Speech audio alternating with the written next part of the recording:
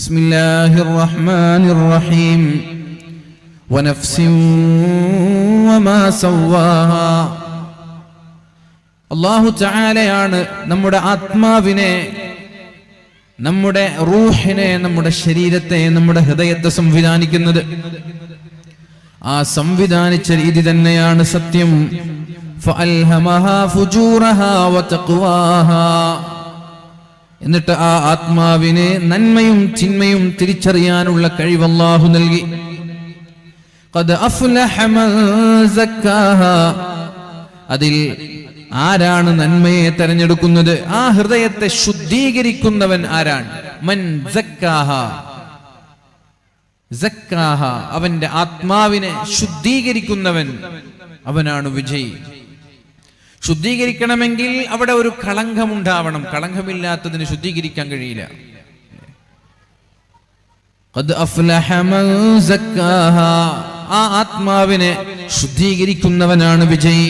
അഥവാ തെറ്റുകൾ വരുമ്പോ അതിനെ ശുദ്ധീകരിക്കുന്നവനാണ് വിജയി. വഖദ് ഖാബ മൻ ദസ്സാ. അതിനെ കളങ്കപ്പെടുത്തുന്നവനാണ് പരാജയപ്പെട്ടവൻ. ആ ഹൃദയത്തെ കളങ്കപ്പെടുത്തി ഹൃദയത്തിന്റെ നിറം തന്നെ മങ്ങലേൽപ്പിക്കുന്ന ആളുകളാണ് പരാജിതർ. ഹൃദയത്തെ ശുദ്ധീകരിക്കാനുള്ള വഴി പരിശുദ്ധ റസൂലുള്ളാഹി സ്വല്ലല്ലാഹു അലൈഹി വസല്ലമ തങ്ങൾ നമ്മൾക്ക് പഠിപ്പിച്ചു തന്നിട്ടുണ്ട്. ഒരു മനുഷ്യൻ തെറ്റ് ചെയ്യുമ്പോ അതിന്റെ ശിക്ഷ പാരത്രിക ലോകത്ത് അനുഭവിക്കും എന്ന് നമ്മൾ പഠിച്ചതാണ്. പക്ഷേ ഒരു തെറ്റിന് അല്ലാഹു ഭൂമിയിൽ നൽകുന്ന ശിക്ഷയെക്കുറിച്ച് നമ്മൾ എപ്പോഴെങ്കിലും ചിന്തിച്ചിട്ടുണ്ടോ?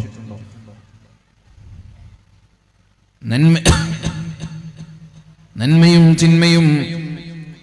ഒരാൾ നന്മ ചെയ്യാൻ തീരുമാനിച്ചു. അയാൾ ചെയ്തില്ല. നന്മ ചെയ്യാൻ തീരുമാനിച്ചു, ചെയ്തില്ല. അല്ലാഹു അയാൾക്ക് ഒരു പ്രതിഫലം നൽകുമെന്ന് പരിശുദ്ധ റസൂലുള്ളാഹ്. ഒരു പ്രതിഫലം. പള്ളിയിലേക്ക് വരുമ്പോ, വഅദിന് വരുമ്പോ 1000 രൂപ കൊണ്ടുവരണം എന്ന് ഇന്നലെ കരുതി. വഅദ് കഴിയുമ്പോ ഇന്ന് കൊണ്ടുവന്നില്ല. അയാൾക്ക് അല്ലാഹു ഒരു പ്രതിഫലം നൽകും. അയാൾ നന്മയെ കരുതിയതിന്റെ പേരിൽ, നന്മ ചെയ്യണം എന്ന് ആഗ്രഹിച്ചതിന്റെ പേരിൽ. നേരെ മറിച്ച് ഒരാൾ തെറ്റു ചെയ്യാൻ തീരുമാനിച്ചു.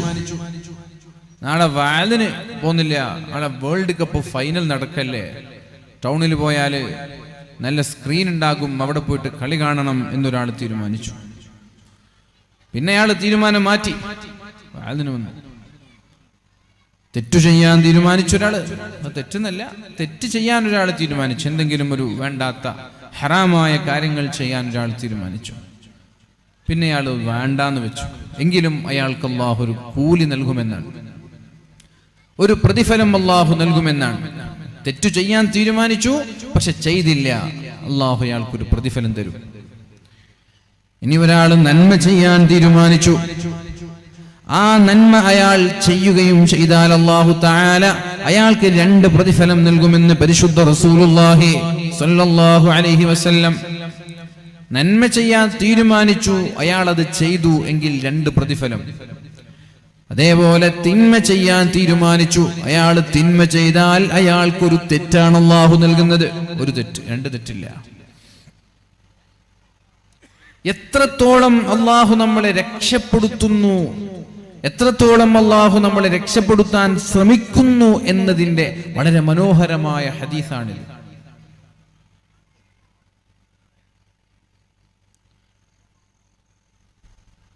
അല്ലേ? തെറ്റു ചെയ്യാൻ തീരുമാനിച്ചു, ചെയ്തില്ല, അയാൾക്ക് കൂലിയാണ്, അയാൾക്ക് ശിക്ഷയില്ല. തെറ്റു ചെയ്യാൻ തീരുമാനിച്ചു, തെറ്റ് ചെയ്തു എങ്കിൽ ഒരു ശിക്ഷ, ഒരു തെറ്റാണ്. നന്മ ചെയ്യാൻ തീരുമാനിച്ചു, ചെയ്തില്ല, ഒരു പ്രതിഫലം. നന്മ ചെയ്യാൻ തീരുമാനിച്ചു, നന്മ ചെയ്തു എങ്കിൽ 2 പ്രതിഫലം. അല്ലാഹുമ്മ യസ്സിർ വലാ തുഅസ്സിർ. നമ്മൾ അങ്ങനെ ദുആ ചെയ്യാറുണ്ട്. അല്ലാഹുമ്മ യസ്സിർ വലാ തുഅസ്സിർ. എന്താണ് ഇതിന്റെ അർത്ഥം? എന്താണ് ദുആഇന്റെ അർത്ഥം? അല്ലാഹുവേ നീ എളുപ്പമാക്കണം. അല്ലാഹുമ്മ യസ്സിർ വലാ തുഅസ്സിർ. അല്ലാഹുവേ നീ എളുപ്പമാക്കണം, നീ ഞങ്ങളെ പ്രയാസപ്പെടുത്തരുത് എന്നാണ് രണ്ടാമത്തെ ആ വാക്കിന്റെ അർത്ഥം. നീ ഞങ്ങളെ പ്രയാസപ്പെടുത്തരുത്. നമ്മൾ മലയാളികളൊക്കെ ഇങ്ങനെയാ ദുആ ചെയ്യാറുള്ളത്, പക്ഷേ അറബികൾക്ക് ഇങ്ങനെ ദുആ ചെയ്യുന്നത് ഇഷ്ടമല്ല. നമ്മളങ്ങനല്ലേ ദുആ കേട്ടത് ചെറുപ്പം മുതൽ തന്നെ? അല്ലാഹുമ്മ യസ്സിർ വലാ തുഅസ്സിർ, അല്ലാഹുവേ നീ ഞങ്ങൾക്ക് എളുപ്പമാക്കണം, എളുപ്പം നൽകണം. വലാ തുഅസ്സിർ, നീ ഞങ്ങളെ പ്രയാസപ്പെടുത്തരുത്. അങ്ങനെ ദുആ ചെയ്യാൻ പാടില്ല എന്ന് അറബികൾ പറയും. അവർ പറയുന്നത് അല്ലാഹുമ്മ യസ്സിർ വ അബ്ഇദ് അന്നൽ ഉസ്റ എന്ന് പറയണം. വലാ തുഅസ്സിർ എന്ന് പറയരുത്. എന്താണ് പ്രശ്നം? അങ്ങനെ പറഞ്ഞാലുള്ള പ്രശ്നം എന്താണ്? വലാ തുഅസ്സിർ എന്ന് പറഞ്ഞാൽ അള്ളാഹു പ്രശ്നമുണ്ടാക്കുന്നവനല്ല, അള്ളാഹു നിങ്ങളെ പ്രയാസപ്പെടുത്തുന്നവനല്ല. ആ ദുആഇന്റെ അർത്ഥം അള്ളാഹു പ്രയാസപ്പെടുത്താൻ നിൽക്കുന്നത് പോലെ ഒരർത്ഥം ആ പ്രാർത്ഥനയ്ക്കുണ്ട്. അതുകൊണ്ട് അങ്ങനെയല്ല ദുആ ചെയ്യേണ്ടത്. വലാ അബ്ഇദ് അന്നൽ ഉസ്റ, പ്രയാസത്തെ ഞങ്ങളിൽ നിന്ന് അകറ്റണം എന്ന് ദുആ ചെയ്യണം എന്ന് അറബികൾ തെറ്റ് തിരുത്തി തരും.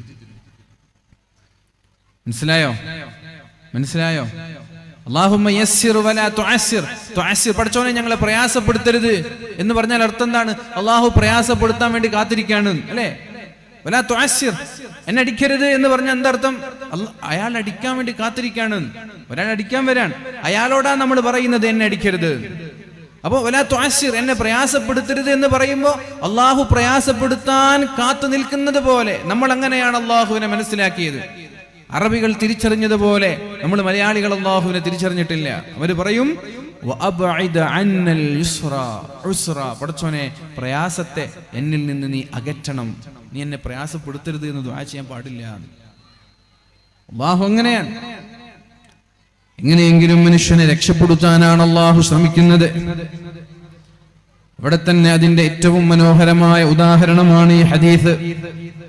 നന്മ ചെയ്യാൻ തീരുമാനിച്ച് നന്മ ചെയ്തില്ലെങ്കിൽ അല്ലാഹു ഒരു പ്രതിഫലം നൽകുന്നു.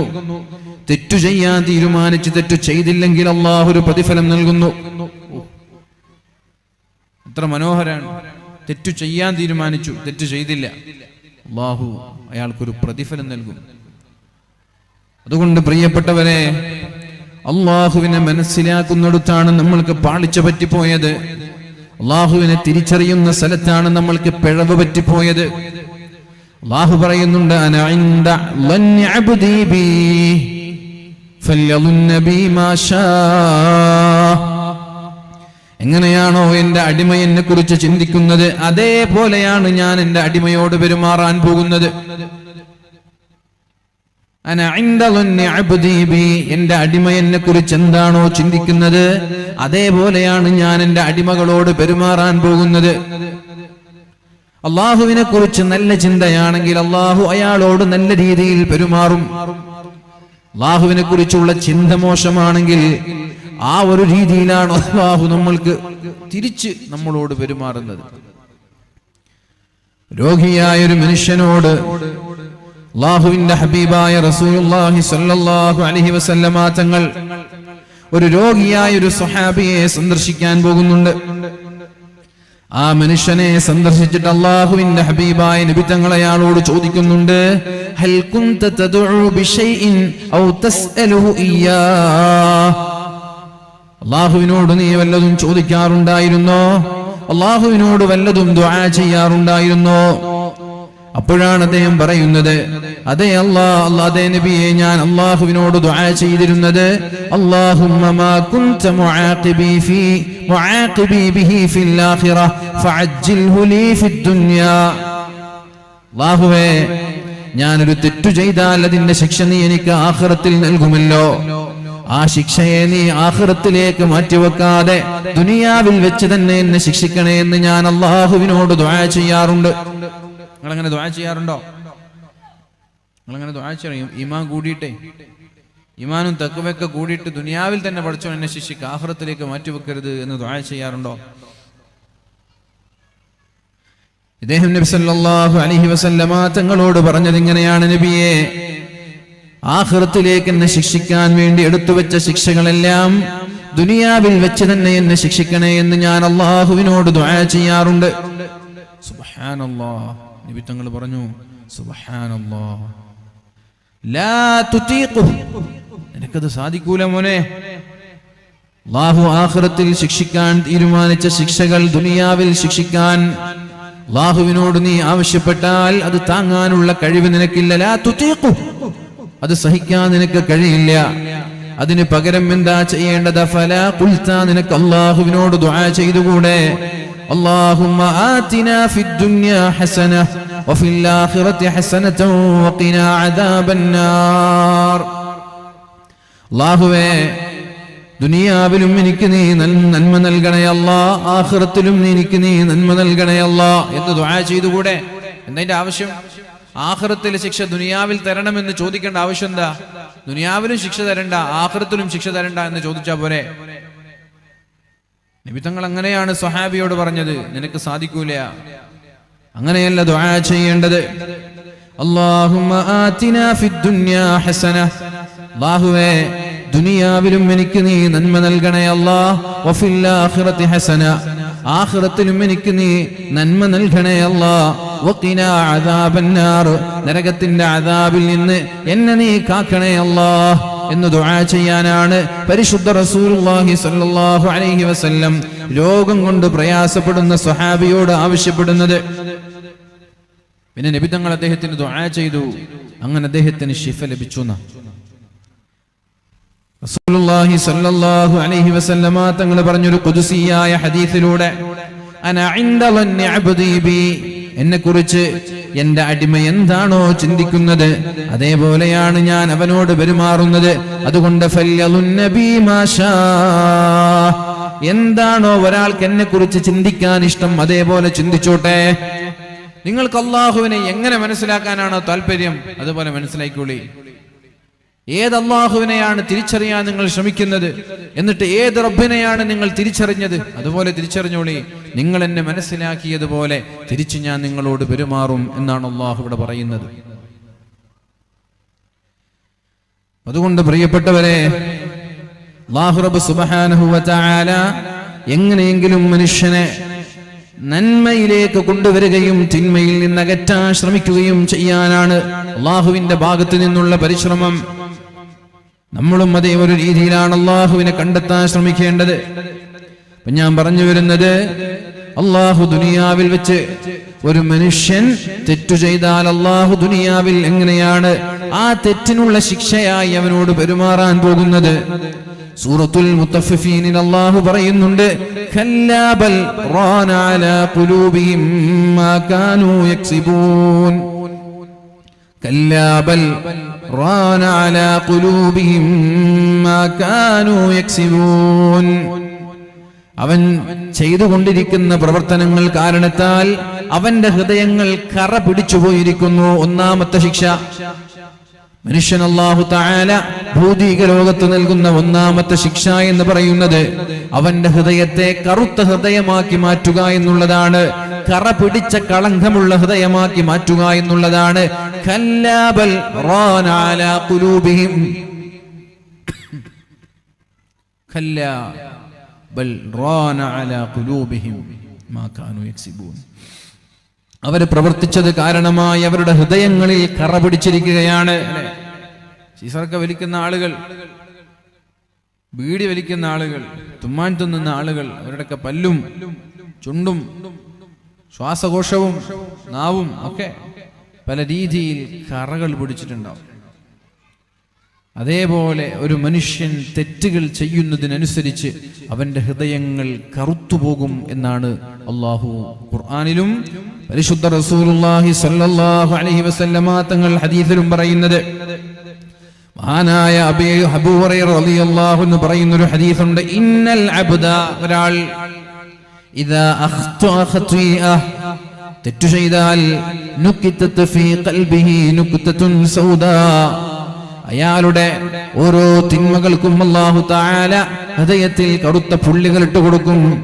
ഫഇദാ ഹുവ നസഅ വസ്തഗ്ഫറ വതാബ സുഖില ഖൽബുഹു, അയാൾ തെറ്റിൽ നിന്ന് മാറി നിന്ന് തൗബ ചെയ്ത് അല്ലാഹുവിലേക്ക് മടങ്ങിയാൽ ആ കറയെ അല്ലാഹു മായ്ച്ചു തരുമെന്ന് പരിശുദ്ധ റസൂലുള്ളാഹ്. ഓരോ തെറ്റിനും ഓരോ കറകളുണ്ടെന്ന, പ്രത്യേകിച്ച് വൃദ്ധന്മാരായ ആളുകൾ, അവർക്കൊരു തെറ്റു ചെയ്താൽ അല്ലാഹുവിന്റെ മലായികകൾ ഉടനെ തന്നെ ആ തെറ്റിനെ രേഖപ്പെടുത്തുമെന്നാണ്. എന്നാൽ യുവാക്കളായ ആളുകൾക്ക് അല്ലാഹു തആല 3 അവസരം നൽകുമെന്ന് ഹദീസുകളിൽ കാണാം. 15-ന്റെയും 40-ന്റെയും ഇടയിലുള്ള പ്രായക്കാരാണ് യുവാക്കൾ എന്ന് പറയുന്നത്. ആ യുവാക്കളായ ആളുകൾക്ക് അല്ലാഹു തആല 3 ചാൻസുകൾ നൽകുന്നുണ്ട്, 3 അവസരങ്ങൾ നൽകുന്നുണ്ട്. ഒന്നാമത്, അയാൾ ഒരു തെറ്റ് ചെയ്യുമ്പോൾ മലക്കിനോട് പറയും എഴുതണ്ട, അവിടെ തൗബ ചെയ്ത് നന്നാകുമോ എന്ന് നോക്കട്ടെ, എഴുതണ്ട എന്ന് പറയും. പിന്നെയും അയാൾ ആവർത്തിച്ചു കഴിഞ്ഞാൽ വീണ്ടും മലക്കുകൾ രേഖപ്പെടുത്താൻ ശ്രമിക്കും, അപ്പോഴും പറയും വേണ്ട, രേഖപ്പെടുത്തണ്ട. അങ്ങനെ 3ാമത്തെ തവണ അയാൾ തെറ്റ് ചെയ്യുമ്പോഴാണ് മലക്കുകൾ ആ തിന്മകളെ രേഖപ്പെടുത്തുന്നത് എന്ന് ഹദീസുകളിൽ കാണാൻ കഴിയും. അത് യുവാക്കളെ കുറിച്ചാണ്, വൃദ്ധന്മാരായ ആളുകളെ കുറിച്ചല്ല. സ്വാഭാവികമായി ഓരോ മനുഷ്യന്റെ ശരീരവും തിന്മയോട് താല്പര്യം കാണിക്കുന്നതാണ്. പ്രത്യേകിച്ച് യൗവനകാലം എന്ന് പറയുന്നത് തിന്മയോട് പ്രവണതയുള്ള പ്രായമാണത്, കാലഘട്ടമാണത്. തെറ്റു ചെയ്യാനാണ് കൂടുതൽ താല്പര്യമുണ്ടാവുക. അതിനോടൊന്നും വലിയ താല്പര്യം ഉണ്ടാവില്ല. അതുകളൊക്കെ എന്തിനാന്ന് ചോദിക്കും. എന്നാള് ഫുട്ബോൾ ടൂർണമെന്റ് ഒക്കെ വരുമ്പോ ആവേശത്തോടെ അതിനെ സ്വീകരിക്കും. ഇതിനിപ്പോ വാല്യൂ വെക്കേണ്ട ആവശ്യം? അങ്ങനെ ചോദിക്കും ചെറുപ്പക്കാരെ. എന്താ വാല്യൂ വെക്കേണ്ട ആവശ്യം? ഇത്രകാലം വാല്യൂ വെച്ചിട്ട് എന്തായി? ഇത്രകാലം വേൾഡ് കപ്പ് വെച്ചിട്ട് എന്തായി? അത് തിരിച്ചു വയ്ക്കാറുണ്ടോ? ഇത്രകാലം മെസ്സിയുടെയും ക്രിസ്ത്യാനോയുടെയും നെയ്മറിന്റെ ഒക്കെ കട്ടൗട്ട് ആകാശത്തേക്ക് ഉയർത്തി വെച്ചിട്ട് എന്തായിപ്പോ? കപ്പെടുത്ത് കൊണ്ടുവന്നു വെച്ചാളൊക്കെ ഉണ്ടോന്നോ? അഞ്ഞങ്ങാട് മുതൽ ചെർക്കള വരെയുള്ള ഓരോ ടൗണുകളിലും വലിയ വലിയ കട്ടൗട്ടുകൾ വെച്ചില്ലേ ലക്ഷങ്ങൾ ചെലവഴിച്ച്, അവരൊക്കെ കപ്പുകൊണ്ടുവന്നു.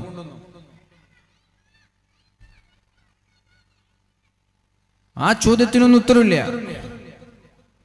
നന്മകളോട് വിമുഖത കാണിക്കുകയും തിന്മയോടൊരു പ്രവണത കാണിക്കുകയും ചെയ്യുന്ന ഒരു കാലഘട്ടമാണ് യൗവനം എന്ന് പറയുന്നത്.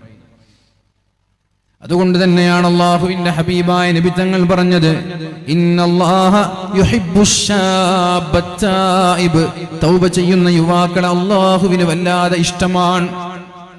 മനുഷ്യന്റെ ഹൃദയം അങ്ങനെയാണ്, തെറ്റിനോട് താല്പര്യം കാണിക്കുന്നത്. പക്ഷേ തെറ്റുകൾ വന്നു പോകുമ്പോ അല്ലാഹുവിലേക്ക് തൗബ ചെയ്ത് മടങ്ങുന്ന യുവാക്കളെ അല്ലാഹുവിന് വല്ലാതെ ഇഷ്ടമാണെന്ന് പരിശുദ്ധ റസൂലുള്ളാഹി സ്വല്ലല്ലാഹു അലൈഹി വസല്ലം.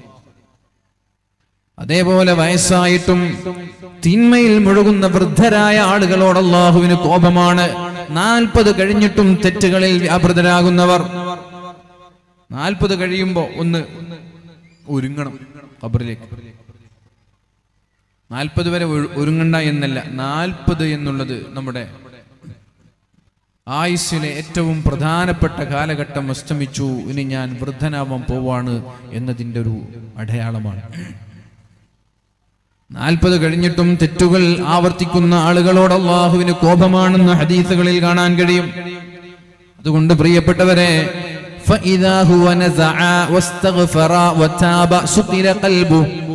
തെറ്റു ചെയ്ത ഒരാൾ തെറ്റിൽ നിന്ന് പിന്മാറി അല്ലാഹുവിലേക്ക് തൗബ ചെയ്ത് മടങ്ങിയാൽ ആ തെറ്റിനെ അല്ലാഹു മായ്ച്ചു കളയും, ശുദ്ധമായ തെറ്റാക്കും. ശുദ്ധമായ ഖദ് അഫ്ലഹ മൻ സക്കാഹ, ഹൃദയത്തെ ശുദ്ധീകരിച്ചവനായ അയാൾ മാറും. വഇൻ ആദ, അയാൾ വീണ്ടും മടങ്ങിയാൽ സീദ ഫീഹാ, തൗബ ചെയ്യുന്നതിന് പകരം തെറ്റുകളാണ് അയാൾ ആവർത്തിക്കുന്നതെങ്കിൽ ഹത്താ തഅലുവ ഖൽബഹ്, ആ കറകൾ അയാളുടെ ഹൃദയത്തെ ആവരണം ചെയ്യുമെന്ന്, അയാളുടെ ഹൃദയത്തെ പൊതിയുമെന്ന് പരിശുദ്ധ റസൂലുള്ളാഹി വഹുവറാനുല്ലദീ ദക്കറല്ലാഹ്, ഖുർആനിൽ പറഞ്ഞില്ലേ, ഖല്ലാ ബൽ റാന അലാ ഖുലൂബിഹിം എന്ന് ഖുർആനിൽ പറഞ്ഞ റാൻ എന്ന് പറയുന്ന അസുഖം ഒരു മനുഷ്യന്റെ ഹൃദയത്തെ തിന്മകൾ ആവരണം ചെയ്യലാണ് എന്ന് പരിശുദ്ധ റസൂലുള്ളാഹി സ്വല്ലല്ലാഹു അലൈഹി വസല്ലം. ഇങ്ങനെ തിന്മകൾ കൊണ്ടൊരു മനുഷ്യന്റെ ഹൃദയം ആവരണം ചെയ്യപ്പെട്ടാലുള്ള പ്രശ്നം എന്താണ്? പ്രശ്നമുണ്ട്. ലാ യഅരിഫു മഅറൂഫൻ വലാ യുൻകിറു മുൻകറാ, നന്മയേത് തിന്മയേത് എന്നയാൾക്ക് തിരിച്ചറിയാൻ കഴിയില്ല. നേരത്തെ പറഞ്ഞില്ലേ, അല്ലാഹു ഒരു മനുഷ്യന് നന്മയും തിന്മയും തിരിച്ചറിയാനുള്ള സംവിധാനം ഉണ്ടാക്കിയിട്ടുണ്ട്. പക്ഷേ അത് എപ്പോഴാണ്? തെറ്റുകൾ ചെയ്യുന്നതിനനുസരിച്ച് തെറ്റുകളെ കഴുകിക്കളയുന്നവന്. നേരെ മറിച്ച് തെറ്റുകൾ ചെയ്ത് ചെയ്ത് അവന്റെ ഹൃദയത്തെ തിന്മകൾ പൊതിഞ്ഞു വെച്ചാൽ, ആവരണം ചെയ്താൽ, കറുത്തുപോയാൽ ലാ യഅരിഫു മഅറൂഫൻ വലാ യുൻകിറു മുൻകറാ. അയാൾക്ക് നന്മയേത് തിന്മയേത് എന്ന് തിരിച്ചറിയാൻ കഴിയാത്ത അവസ്ഥയിലേക്ക് അയാൾ മാറുമെന്ന് പരിശുദ്ധ റസൂലുള്ളാഹ്. അപ്പൊ അയാൾക്ക് നന്മ ചെയ്യുമ്പോ സന്തോഷമോ തിന്മ ചെയ്യുമ്പോൾ ദുഃഖമോ അയാൾക്കുണ്ടാവൂല. കാരണം നന്മയേത് തിന്മയേത് എന്ന് തിരിച്ചറിഞ്ഞാലല്ലേ. ലാ യഅരിഫു മഅറൂഫൻ വലാ യുൻകിറു മുൻകറാ. ചില ആളുകൾ ചോദിച്ചില്ലേ, സാധുമാരെ വാദിന്റെ ഫ്ലക്സ് വെക്കുന്നുണ്ടല്ലോ, കളിക്കാരുടേത് വെച്ചാൽ എന്തേന്ന് ചോദിച്ചിട്ടില്ലേ? എന്തുകൊണ്ടാണ് അങ്ങനെ ചോദിക്കുന്നത്? ലാ യഅരിഫു മഅറൂഫൻ, ഈ ഫ്ലക്സ് ബോർഡുകൾ കൊണ്ടൊരു നന്മയുണ്ട്. വാദിന്റെ സദസ്സിലേക്ക് വരൂ എന്നൊരു ക്ഷണമാണ്, നന്മയിലേക്കുള്ള ക്ഷണമാണ് ഈ ഫ്ലക്സ് ബോർഡുകൾ. എന്നാൽ കളിയുടെ ഫ്ലക്സ് ബോർഡുകളും കട്ടൗട്ടുകളും കൊണ്ട് ഏത് നന്മയിലേക്കാണ് നിങ്ങൾ ക്ഷണിക്കുന്നത്? ലാ യഅരിഫു മഅറൂഫൻ വലാ യുൻകിറു മുൻകറാ. നന്മയും തിന്മയും തിരിച്ചറിയാൻ പറ്റാത്ത ഒരവസ്ഥയിലേക്ക് നമ്മുടെ ഹൃദയം മാറിപ്പോവാതിരിക്കാൻ, നമ്മുടെ ഹൃദയം ചാഞ്ഞു പോവാതിരിക്കാൻ, വഴുതിപ്പോവാതിരിക്കാൻ എൻ്റെ പ്രിയപ്പെട്ടവരെ നമ്മൾ സൂക്ഷിക്കണം. അല്ലാഹു നമ്മളെ രക്ഷപ്പെടുത്തട്ടെ. ഒന്നാമത്തെ ശിക്ഷ എന്ന് പറയുന്നത് നന്മയും തിന്മയും തിരിച്ചറിയാൻ പറ്റാത്ത രീതിയിലേക്ക് നമ്മൾ മാറുക എന്നുള്ളതാണ് ഒന്നാമത്തെ ശിക്ഷ. രണ്ടാമതായി ഭൂമിയിൽ അല്ലാഹു പരീക്ഷണങ്ങൾ നൽകുമെന്നാ പറഞ്ഞത്. സൂറത്തു ശൂറാ, വമാ അസ്വാബകും മിൻ മുസീബ ഫബിമാ കസബത് ഐദീകും വയഅഫു അൻ കസീർ. അല്ലാഹു തആല പരിശുദ്ധ ഖുർആനിലൂടെ പറയാണ്, വമാ അസ്വാബകും മിൻ മുസീബ, നിങ്ങൾക്ക് എന്ത് മുസീബത്തുകൾ വന്നാലും എന്ത് അപകടങ്ങൾ വന്നാലും. ഇന്നലെ താമരശ്ശേരി ഭാഗത്താണ് വഅദിന് പോയത്. വഅദ് കഴിഞ്ഞ് ഒരു വീട്ടിൽ പോവുകയുണ്ടായി. അവിടെ പ്രസവിച്ച് 1.5 മാസം പ്രായമുള്ളൊരു കുഞ്ഞുണ്ട്. ആ കുഞ്ഞിന്റെ ശരീരം പൊള്ളലേറ്റതുപോലെ, ഓരോ സ്ഥലങ്ങളിങ്ങനെ പൊള്ളിയതുപോലെ, തീ കൊണ്ടതുപോലെ പൊള്ളലേറ്റ് വരാൻ. പ്രസവിക്കുമ്പോൾ കാലിന്റെ ചൂണ്ടം വിരലുണ്ടായിരുന്നു, പൊള്ളലേറ്റ് ആ ചൂണ്ടം വിരൽ മുറിഞ്ഞുപോയി. ശരീരത്തിന്റെ ഓരോ സ്ഥലങ്ങളിലും തീ കൊണ്ടതുപോലെ പൊള്ളലേറ്റ് കിടക്കാൻ. ഡോക്ടർമാര് പറഞ്ഞു, ഇതിന് മരുന്നില്ല, രോഗത്തിന്റെ പേരെന്തെന്നറിയില്ല. അല്ലാഹു ശിഫ നൽകട്ടെ, അല്ലാഹു ശിഫ നൽകട്ടെ. ആരെയൊക്കെയോ ചെയ്യുന്ന തെറ്റുകൾ കാരണം അല്ലാഹു പൊതുവായി ജനങ്ങളിലേക്ക് ശിക്ഷ നൽകുന്ന. എല്ലാ ശിക്ഷകളും അങ്ങനെയാണ് എന്നല്ല, എന്നാൽ ചില ശിക്ഷകളെ അല്ലാഹു പൊതുജനങ്ങൾക്ക് അതൊരു ശിക്ഷയായി നൽകും. ചില തെറ്റുകളെ, ആ തെറ്റുകൾ ഏതൊക്കെയാണ് എന്ന് ശേഷം പറയാനുണ്ട്.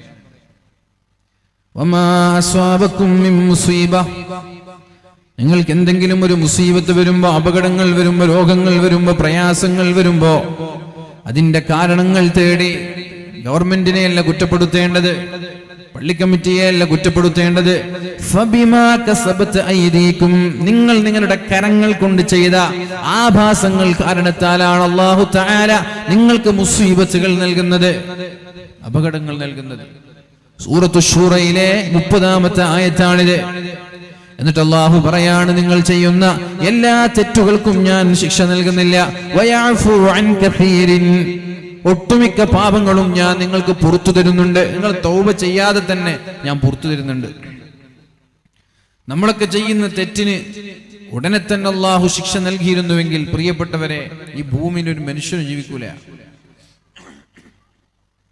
ഒട്ടുമിക്ക തെറ്റുകൾക്കും അല്ലാഹു മാപ്പ് നൽകുന്നുണ്ട്. വയഅഫു അൻ കസീർ, ഒരുപാട് പാപങ്ങൾ അല്ലാഹു നിങ്ങൾ അറിയാതെ നിങ്ങൾക്ക് പുറത്തു തരുന്നുണ്ട്. അല്ലേ അല്ലേ?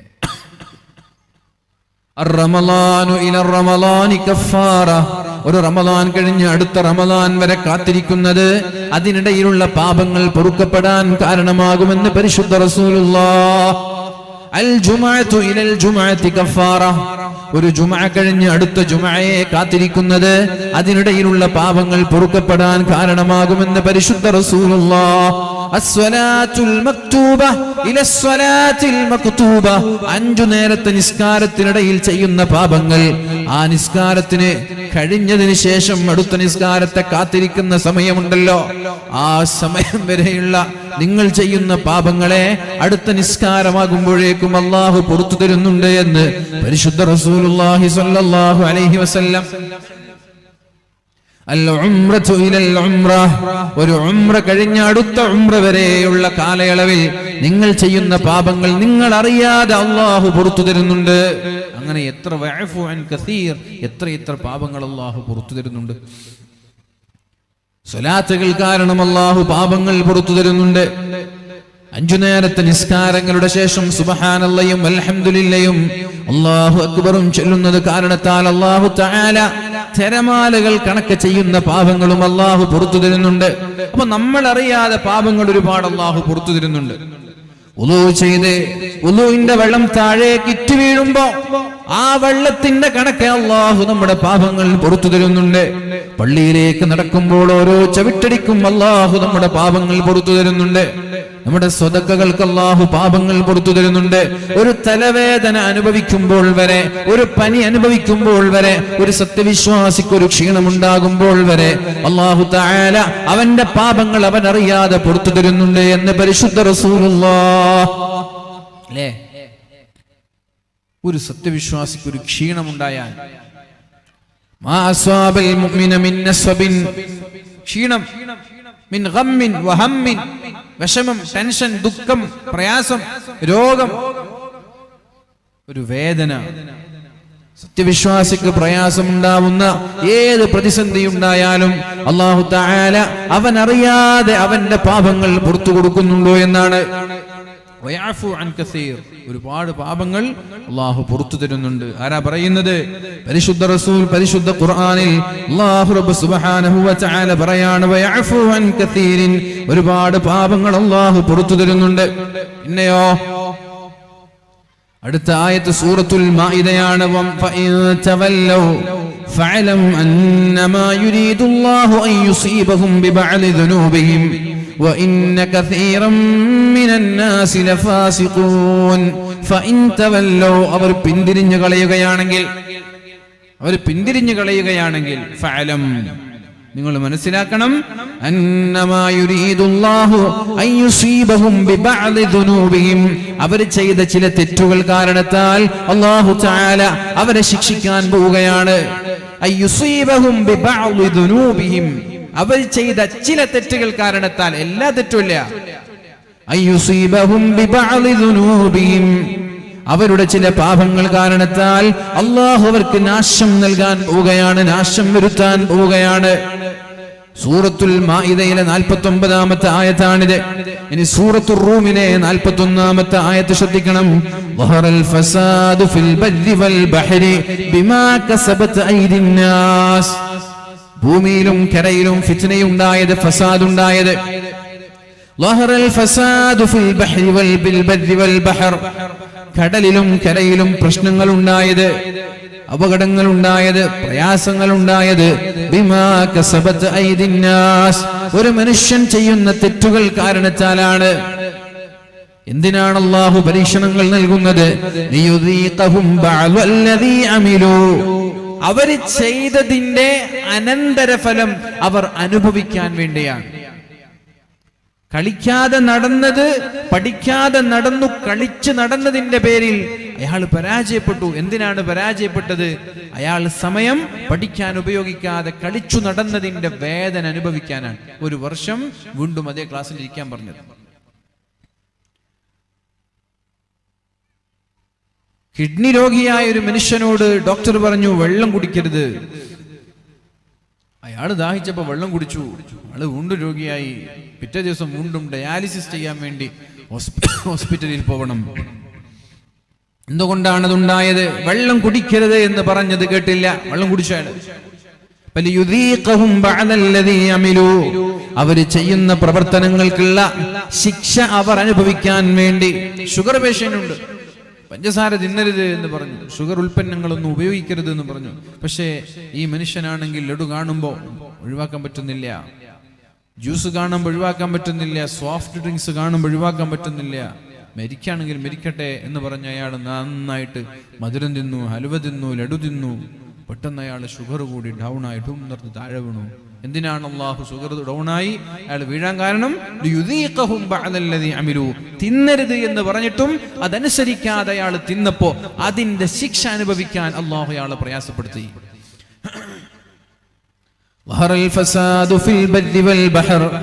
കടലിലും കരയിലും ഫിത്നയുണ്ടായത്, ഫസാദുണ്ടായത്, പ്രശ്നങ്ങളുണ്ടായത്, പരീക്ഷണങ്ങളുണ്ടായത് ബിമാ കസബത് ഐദിന്നാസ്, മനുഷ്യൻ ചെയ്യുന്ന തെറ്റുകൾ കാരണത്താലാണ്, മനുഷ്യന്റെ കൈകൊണ്ടുണ്ടാക്കുന്ന കുഴപ്പങ്ങൾ കാരണത്താലാണ്.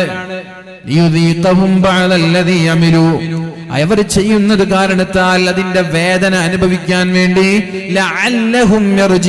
എന്നിട്ട് അവർ മാറുമോ എന്ന് നോക്കാം, അവർ നന്നാവോ എന്ന് നോക്കാം.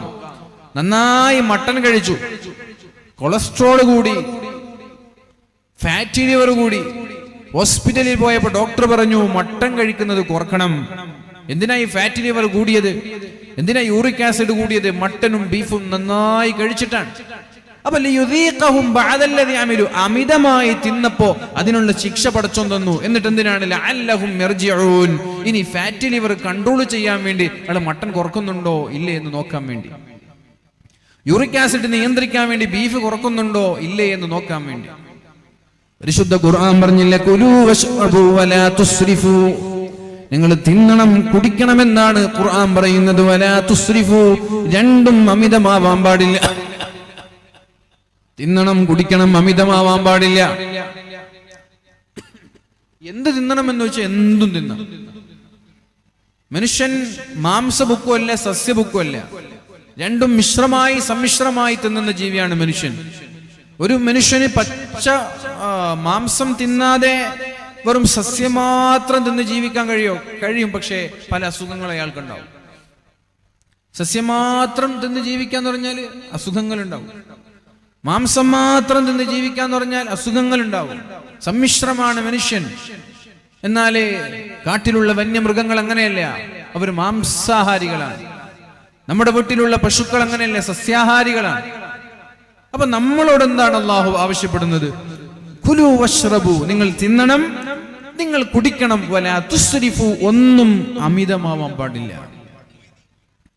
ഒന്നും അമിതമാവാൻ പാടില്ല. തിന്നുന്നതും കുടിക്കുന്നതും അമിതമാവാൻ പാടില്ല. അമിതമാവാന്ന് പറഞ്ഞാൽ ഇതിനൊക്കെ ഒരു ഓർഡർ ഉണ്ട്. ഭക്ഷണത്തിനൊരു ഓർഡർ ഉണ്ട്. നമ്മുടെ ജീവിതത്തിൽ കൃത്യമായി പാലിക്കേണ്ട ഒരു ഓർഡർ ഉണ്ട്. മുസ്ലിം സമുദായം തീരെ ശ്രദ്ധിക്കാത്ത മേഖലയാണത്. എപ്പോഴും നമ്മുടെ വീട്ടിൽ ചിക്കനാണ്, അത് നമ്മുടെ ശരീരത്തെ രോഗിയാക്കി മാറ്റും. എപ്പോഴും നമ്മുടെ വീട്ടിൽ ബീഫും മട്ടനൊക്കെ ആണെങ്കിൽ നമ്മുടെ ശരീരത്തെ അത് രോഗിയാക്കി മാറ്റും. ചില സന്ദർഭങ്ങളിൽ സാലഡ് വേണം, പച്ചക്കറികൾ വേണം. ഒരു ദിവസം മുഴുവനും പച്ചക്കറി, ഒരു ദിവസം മത്സ്യം, ഒരു ദിവസം ചിക്കൻ. അങ്ങനെ ഭക്ഷണത്തെ നമ്മൾ നിയന്ത്രിക്കാതെ അമിതമായ മാംസമാണ് നമ്മൾ ശരീരത്തിലേക്ക് കയറ്റുന്നതെങ്കിൽ സ്വാഭാവികമായി പതുക്കെ പതുക്കെ നമ്മൾ രോഗിയായി മാറും. കുലു, നിങ്ങൾ തിന്നണം, എന്തും തിന്നാം, ഹലാലായ എന്തും നിങ്ങൾക്ക് തിന്നാം. ഒന്നും തിന്നരുത് എന്ന് ഇസ്ലാം പറയുന്നില്ല. ഹലാലായ എന്തും നിങ്ങൾക്ക് തിന്നാം, ഹലാലായ എന്തും നിങ്ങൾക്ക് കുടിക്കാം. പക്ഷേ വലാ തുസ്രിഫു, ഒന്നും അമിതമാവരുത്. ഷുഗർ ആണെങ്കിലും അമിതമാവരുത്. അമിതമാകുമ്പോഴാണ് നമ്മൾ രോഗിയായി മാറുന്നത്. അപ്പൊ ഇവിടെ ശ്രദ്ധിക്കും നിങ്ങൾ, കടലിലും കരയിലും പ്രശ്നങ്ങൾ ഉണ്ടായത്, മനുഷ്യൻ രോഗിയായി മാറുന്നത് ബിമാ കസബത് ഐദിന്നാസ്, മനുഷ്യന്റെ പ്രവർത്തനത്താൽ, മനുഷ്യന്റെ പ്രവർത്തനം കാരണത്താലാണ്. ലിയുദീഖഹും ബഅദല്ലദീ അമിലൂ ലഅല്ലഹും യർജിഊൻ. ലിയുദീഖഹും ബഅദല്ലദീ അമിലൂ, അയാൾ ചെയ്യുന്ന തെറ്റുകൾ അവര് അനുഭവിക്കാൻ വേണ്ടിയാണ് അല്ലാഹു തആല ശിക്ഷകൾ നൽകുന്നത്, രോഗങ്ങൾ നൽകുന്നത്. ലഅല്ലഹും യർജിഊൻ, ഒരു രോഗം വരുമ്പോൾ അയാൾ മാറുമോ എന്ന് നോക്കട്ടെ. കള്ളുകുടിച്ച് ഹൃദയമാകെ പഴുത്തുപോയി. ഡോക്ടർ പറഞ്ഞു ഇനി കള്ളു കുടിച്ചാൽ മരിക്കും. അയാൾ നിർത്തുന്നില്ലേ? അയാൾ നാളെ മരിച്ചു പോവാണ്. നിർത്തിയോ? ലഅല്ലഹും യർജിഊൻ, അയാൾ നിർത്തി പശ്ചാത്താപം ചെയ്ത് തിരിച്ചു വന്നാൽ അയാളുടെ ശരീരം പതുക്കെ പതുക്കെ റീകവറായി മാറും. എല്ലാ ശരീരത്തിന്റെ അസുഖങ്ങളും അങ്ങനെ തന്നെയാണ്. ഭക്ഷണ നിയന്ത്രണത്തിലൂടെ നമ്മുടെ അസുഖങ്ങളെ നമ്മൾക്ക് നിയന്ത്രിക്കാൻ കഴിയും, അസുഖങ്ങൾ പരിധി വിട്ടില്ലെങ്കിൽ. ഇപ്പൊ നമ്മൾ ടെസ്റ്റ് ചെയ്യാൻ പോയാൽ, ശരീരത്തിന്റെ ബോഡി ഫിറ്റ്നസ് അല്ലെങ്കിൽ എന്താ പറയാ, മൊത്തം ബോഡി ചെക്കപ്പ് ചെയ്യാൻ പോയാൽ നോർമൽ എന്ന് പറയുന്ന ഒരു കാറ്റഗറി ഇവിടെ ഉണ്ടാവും, ഹൈ എന്ന് പറയുന്ന ഒരു കാറ്റഗറി ഉണ്ടാവും. ഇപ്പൊ ഹൈ സ്റ്റേജിലേക്ക്, ഹൈ ലെവലിലേക്ക് എത്തിക്കഴിഞ്ഞാൽ, ഇപ്പൊ ഫാറ്റ് ലിവർ തന്നെ കുറച്ചുകൂടി സിറോസിസ് ആകുമ്പോൾ പിന്നെ കുറച്ചുകൂടി കഴിഞ്ഞാൽ അത് ക്യാൻസറിലേക്ക് വരെ എത്തുന്നത്. അപ്പൊ ഒരു മനുഷ്യൻ ബോഡി ചെക്കപ്പ് നടത്തി നോർമൽ അല്ലാത്ത മേഖലയിൽ എന്തുകൊണ്ടാണ് എൻ്റെ ഫാറ്റ് ലിവർ കൂടാൻ കാരണം, എന്തുകൊണ്ടാണ് എൻ്റെ യൂറിക് ആസിഡ് കൂടാൻ കാരണം, എന്തുകൊണ്ടാണ് എൻ്റെ ക്രിയാറ്റിൻ കുറയാൻ കാരണം, ഇങ്ങനെ ഓരോന്ന് കൃത്യമായി വിശദമായി പഠനം നടത്തി എന്താണ് എൻ്റെ ജീവിതത്തിലുള്ള ഭക്ഷണത്തിലുള്ള ക്രമീകരണം എവിടെയാണ് വേണ്ടത് എന്ന് പറഞ്ഞ് ആ ഹൈ ലെവലിലുള്ളതെല്ലാം, റിസ്ക് ഫാക്ടറിലുള്ളതെല്ലാം കുറക്കാൻ അയാൾ ശ്രമിച്ചാൽ ഒരു 4-5 മാസം കൊണ്ട് അയാളുടെ ബോഡി നോർമലാവും. ശ്രദ്ധിക്കുന്നില്ലേ? അത് വലിയ വലിയ അസുഖങ്ങളിലേക്ക് അയാൾ എത്തിക്കും. ലഅല്ലഹും യർജിഊൻ. അയാൾ മാറട്ടെ, അയാൾ നന്നാവട്ടെ, അയാൾ ചെയ്യുന്ന പ്രവർത്തനം അയാളൊന്ന് ശ്രദ്ധിക്കട്ടെ എന്ന് വിചാരിച്ചിട്ടാണ് ഞാൻ നിങ്ങൾക്ക് ശിക്ഷകൾ നൽകുന്നത്. പക്ഷേ മടങ്ങിയില്ലെങ്കിൽ നിങ്ങൾ അത് അനുഭവിക്കേണ്ടി വരും. സൂറത്തുർ റൂമിലാണ് അല്ലാഹു പറയുന്നത്. അതേപോലെ ഇത് രോഗവും ഭക്ഷണവുമായി ബന്ധപ്പെട്ട വിഷയമാണ് ഞാനിവിടെ സൂചിപ്പിക്കുന്നതെങ്കിലും അതേപോലെ നമ്മൾ ചെയ്യുന്ന തെറ്റുകളിലേക്കും ഈ ആയത്തിനെ ഒന്ന് കൊണ്ടുപോയി നോക്ക്. ظهر الفساد في البر والبحر بما كسبت أيدي الناس ليذيقهم بعض الذي عملوا لعلهم يرجعون. എന്തിനാണ് അല്ലാഹു തആല ഭൂമിയിലേക്ക് ശിക്ഷകൾ നൽകുന്നത്? മനുഷ്യൻ ചെയ്യുന്ന തെറ്റുകൾ കാരണത്താലാണ് നമ്മുടെ തോന്നിവാസങ്ങൾ, വിചാരം പോലെ, കള്ളുകുടി പോലെ, കൊലപാതകം പോലെ, അക്രമങ്ങൾ പോലെ, പലിശ തിന്നുന്നത് പോലെ, ഹറാമായ കാര്യങ്ങള്, വ്യഭിചാര ആരോപണങ്ങള്, ഹറാമായ സമ്പാദ്യങ്ങള്, ഇതെല്ലാം ഒരു മനുഷ്യൻ ചെയ്യുമ്പോഴാണ് അല്ലാഹു തആല ഭൂമിയിലേക്ക് മാരകമായ പരീക്ഷണങ്ങൾ നൽകുന്നത്. ലഅല്ലഹും യർജിഊൻ. അയാൾ ചിന്തിച്ചുകൊണ്ടതിൽ നിന്ന് മാറട്ടെ എന്ന ചിന്തയാണ് അല്ലാഹുവിന് ഇങ്ങനെ ശിക്ഷകൾ നൽകുമ്പോൾ അല്ലാഹുവിനുള്ളത്. അവൻ മാറിയില്ലേ അതൊരു പൊതുജനത്തെ മുഴുവനും ബാധിക്കുമെന്ന് പരിശുദ്ധ റസൂലുള്ളാഹി സ്വല്ലല്ലാഹു അലൈഹി വസല്ലമ തങ്ങൾ പറയുന്ന ഒരു ഹദീസ് മഹാനായ ഇബ്നു മാജ റളിയല്ലാഹു അൻഹു റിപ്പോർട്ട് ചെയ്യുന്നുണ്ട്. അഖബല അലൈനാ റസൂലുള്ളാഹ്. ഒരിക്കൽ അല്ലാഹുവിന്റെ റസൂൽ സ്വല്ലല്ലാഹു അലൈഹി വസല്ലമ തങ്ങൾ വന്നു. എന്നിട്ട് പറഞ്ഞു, യാ മഅശറൽ മുഹാജിരീൻ, ഓ മക്കക്കാരെ. മുഹാജിർ എന്ന് പറഞ്ഞാൽ മക്കക്കാരെ. യാ മഅശറൽ മുഹാജിരീൻ, അല്ലയോ മക്കക്കാരെ. ഖംസുൻ ഇദബ്തുലീതും ബിഹിന്ന വഅഊദു ബില്ലാഹി അൻ തുദ്രികൂഹുന്ന. 5 കാര്യങ്ങൾ നിങ്ങളിൽ ഉണ്ടായാൽ നിങ്ങളിൽ ഉണ്ടാവാതിരിക്കട്ടെ എന്ന് ഞാൻ അല്ലാഹുവിനോട് ദുആ ചെയ്യുകയാണ്. ലം തൽഹരിൽ ഫാഹിഷതു ഫീ ഖൗമിൻ ഖത്തു. ഒരു സമൂഹത്തിൽ തിന്മകൾ വ്യാപകമായാൽ, ലഹറ എന്ന് പറഞ്ഞാൽ പ്രകടമാവുക, വ്യാപകമാവുക. ഇദാ ലം തൽഹരിൽ ഫാഹിഷതു ഫീ ഖൗമിൻ ഖത്തു. അനാചാരങ്ങളും തമ്മാടിത്തരങ്ങളും തോന്നിവാസങ്ങളും ഒരു സമൂഹത്തിൽ വ്യാപകമായാൽ, വ്യാപകമാവെന്ന് പറഞ്ഞാൽ എല്ലാവരും ചെയ്യാൻ തുടങ്ങും, എല്ലാവരും ചെയ്യാൻ തുടങ്ങും, നോർമലാവുക, ലഘൂകരിക്കപ്പെടുക, ഗൗരവം നഷ്ടപ്പെടുക. അങ്ങനെ അതിന് മാത്രമല്ല, ഹത്താ യുഅ്ലിനൂ ബിഹാ. എന്നിട്ട് അവർ ചെയ്യുന്ന തെറ്റുകളെ അവർ പരസ്യമാക്കാൻ തുടങ്ങിയാൽ, ഹത്താ യുഅ്ലിനൂ ബിഹാ, തെറ്റുകൾ വ്യാപകമായി എന്ന് മാത്രമല്ല ആ തെറ്റുകളെ അവർ പരസ്യമാക്കാനും തുടങ്ങി. ഹത്താ യുഅ്ലിനൂ ബിഹാ, തിന്മകളെ അവർ പരസ്യമാക്കാനും തുടങ്ങിയാൽ, ഇല്ലാ ഫശാ ഫീഹിമുത് ത്വാഊൻ, അവരിൽ അല്ലാഹു തആല മാരകമായ രോഗങ്ങൾ നൽകും. ഫശ എന്ന് പറഞ്ഞാൽ രോഗവും വ്യാപകമാവും. തെറ്റുകൾ വ്യാപകമാകുമ്പോൾ രോഗവും വ്യാപകമാവും. ഒരു വീട്ടിൽ ഒരു കിഡ്നി രോഗി, ആ ഒരു രീതിയിലേക്കാണ് നമ്മുടെ നാട് പോകുന്നത്. പണ്ടൊക്കെ CH സെന്റർ എന്ന് പറയുന്ന ഡയാലിസിസ് സെന്ററുകൾ ജില്ലയിലൊന്നായിരുന്നു. ഇപ്പൊ പഞ്ചായത്തിലും മണ്ഡലത്തിലും നാട്ടിലൊക്കെ ഓരോ നാട്ടിലും ഓരോ ഡയാലിസിസ് സെന്റർ എന്ന രീതിയിലേക്ക് നമ്മുടെ രാജ്യം മാറിക്കൊണ്ടിരിക്കുകയാണ്. ഓരോ വീട്ടിലും ഒരു കിഡ്നി പേഷ്യന്റ് എന്ന രീതിയിലേക്ക് നമ്മുടെ നാട് മാറിക്കൊണ്ടിരിക്കുകയാണ്. തിന്മ വ്യാപകമായാൽ ഫശാ ഫീഹിമുത് ത്വാഊൻ, അവിടെ അസുഖങ്ങളും വ്യാപകമാവും. ഫശ എന്ന് പറഞ്ഞാൽ വ്യാപകമാവും, പടർന്നു പന്തലിക്കും.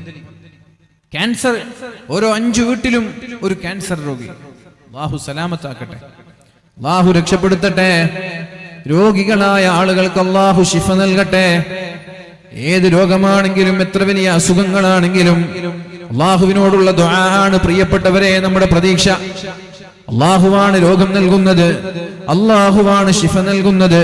മഹാനായ ഇബ്രാഹിം നബി അലൈഹിസ്സലാമൊക്കെ പറഞ്ഞതുപോലെ ഫഇദാ മരിൽതു ഫഹുവ യശ്ഫീൻ. മഹാനായ ഇബ്രാഹിം നബി അലൈഹിസ്സലാം പറഞ്ഞത് ഫഇദാ മരിൽതു ഫഹുവ യശ്ഫീൻ, ഞാൻ രോഗിയായാൽ എനിക്ക് ശിഫ നൽകുന്നത് അല്ലാഹു റബ്ബ് സുബ്ഹാനഹു വ തആലയാണ്. അള്ളാഹുവിനുള്ള പ്രതീക്ഷ നമ്മൾക്കുണ്ടാവണം. അള്ളാഹുവാണ് രോഗം നൽകുന്നത്, അള്ളാഹുവാണ് ശിഫ നൽകുന്നത്. ആ അള്ളാഹു ചോദിച്ചാൽ ശിഫ തരാത്ത അസുഖങ്ങളില്ല എന്ന ബോധം പ്രിയപ്പെട്ടവരെ നമ്മൾക്കുണ്ടാവണം. എത്ര വലിയ അസുഖങ്ങളാണെങ്കിലും ഡോക്ടർമാര് പോലും കൈയൊഴിഞ്ഞാലും അള്ളാഹു എനിക്ക് ശിഫ തരുമെന്നുള്ള പ്രതീക്ഷ നമ്മൾക്കുണ്ടാവണം. മഹാനായ അയ്യൂബ് നബി അലൈഹിസ്സലാം അള്ളാഹുവിനോട് ദുആ ചെയ്തത് ഓർമ്മയുണ്ടല്ലോ. വഅയ്യൂബ ഇദ് നാജാ റബ്ബഹു അന്നീ മസ്സനിയൽ-ളുർറു വഅൻത അർഹമുർ റഹീമീൻ. അല്ലാഹുവേ, നീ കാരുണ്യവാനാണല്ലോ, ഞാനാണെങ്കിൽ ഒരൽപ്പം പ്രയാസം അനുഭവിക്കുന്നുണ്ട്. അതുകൊണ്ട് ഫസ്തജബ്നാ ലഹു ഫകശഫ്നാ ബിഹി മിൻ ളുദ്ദിൻ വആതൈനാഹു അഹ്ലഹു വമിസ്ലഹും മഅഹും. അങ്ങനെ മഹാനായ അയ്യൂബ് നബി അലൈഹിസ്സലാമിന്റെ പ്രാർത്ഥന അല്ലാഹു സ്വീകരിച്ച് ഉടനെ തന്നെ മഹാനായ അയ്യൂബ് നബി അലൈഹിസ്സലാമിന് അല്ലാഹു തആല ശിഫ നൽകിയത് പരിശുദ്ധ ഖുർആനിൽ അല്ലാഹു പറയുന്നുണ്ട്. അതുകൊണ്ട് തദാവു ഇബാദല്ലാഹ്, രോഗം വന്നാൽ ഉടനെ ചികിത്സിക്കണമെന്നാ പറഞ്ഞത്. ഫഇന്നല്ലാഹ സുബ്ഹാനഹു ലം യളഅ ദാഅൻ ഇല്ലാ വുളിഅ മഅഹു ശിഫാ. ഏതെങ്കിലും രോഗം അല്ലാഹു ഭൂമിയിലേക്ക് പറഞ്ഞയച്ചിട്ടുണ്ടെങ്കിൽ ആ രോഗത്തിനുള്ള ചികിത്സയും അല്ലാഹു പറഞ്ഞയച്ചിട്ടുണ്ട്. ഇവിടെ ഒരു രോഗമുണ്ടെങ്കിൽ ആ രോഗത്തിനുള്ള ശിഫയും ഭൂമിയിലുണ്ട്. പക്ഷെ നമ്മളത് കണ്ടെത്തിയിട്ടില്ല എന്ന് മാത്രം. ഡോക്ടർമാർ പറയില്ലേ, ഈ രോഗത്തിന്റെ പേരറിയില്ല, ഇതിന്റെ മരുന്നില്ല. രോഗം ഇവിടെ ഉണ്ടെങ്കിൽ ആ രോഗത്തിനുള്ള മരുന്നും ഭൂമിയിലുണ്ട്, നമ്മൾ കണ്ടുപിടിച്ചിട്ടില്ല. എത്ര കാലായി ക്യാൻസർ നമ്മെ കാർന്ന് തിന്നാൻ തുടങ്ങിയിട്ട് ഇതുവരെ മരുന്ന് കണ്ടുപിടിച്ചോ? എത്ര കാലായി കിഡ്നി രോഗികൾ ഇങ്ങനെ വ്യാപിച്ചുകൊണ്ടിരിക്കുകയാണ്, മരുന്ന് കണ്ടുപിടിച്ചോ? കണ്ടുപിടിക്കൂല. ഇതൊക്കെ ഒരു ബിസിനസ് മെന്റാലിറ്റിയാ. പനിക്ക് വേഗം മരുന്നുണ്ടാവും. കാരണം എന്താ?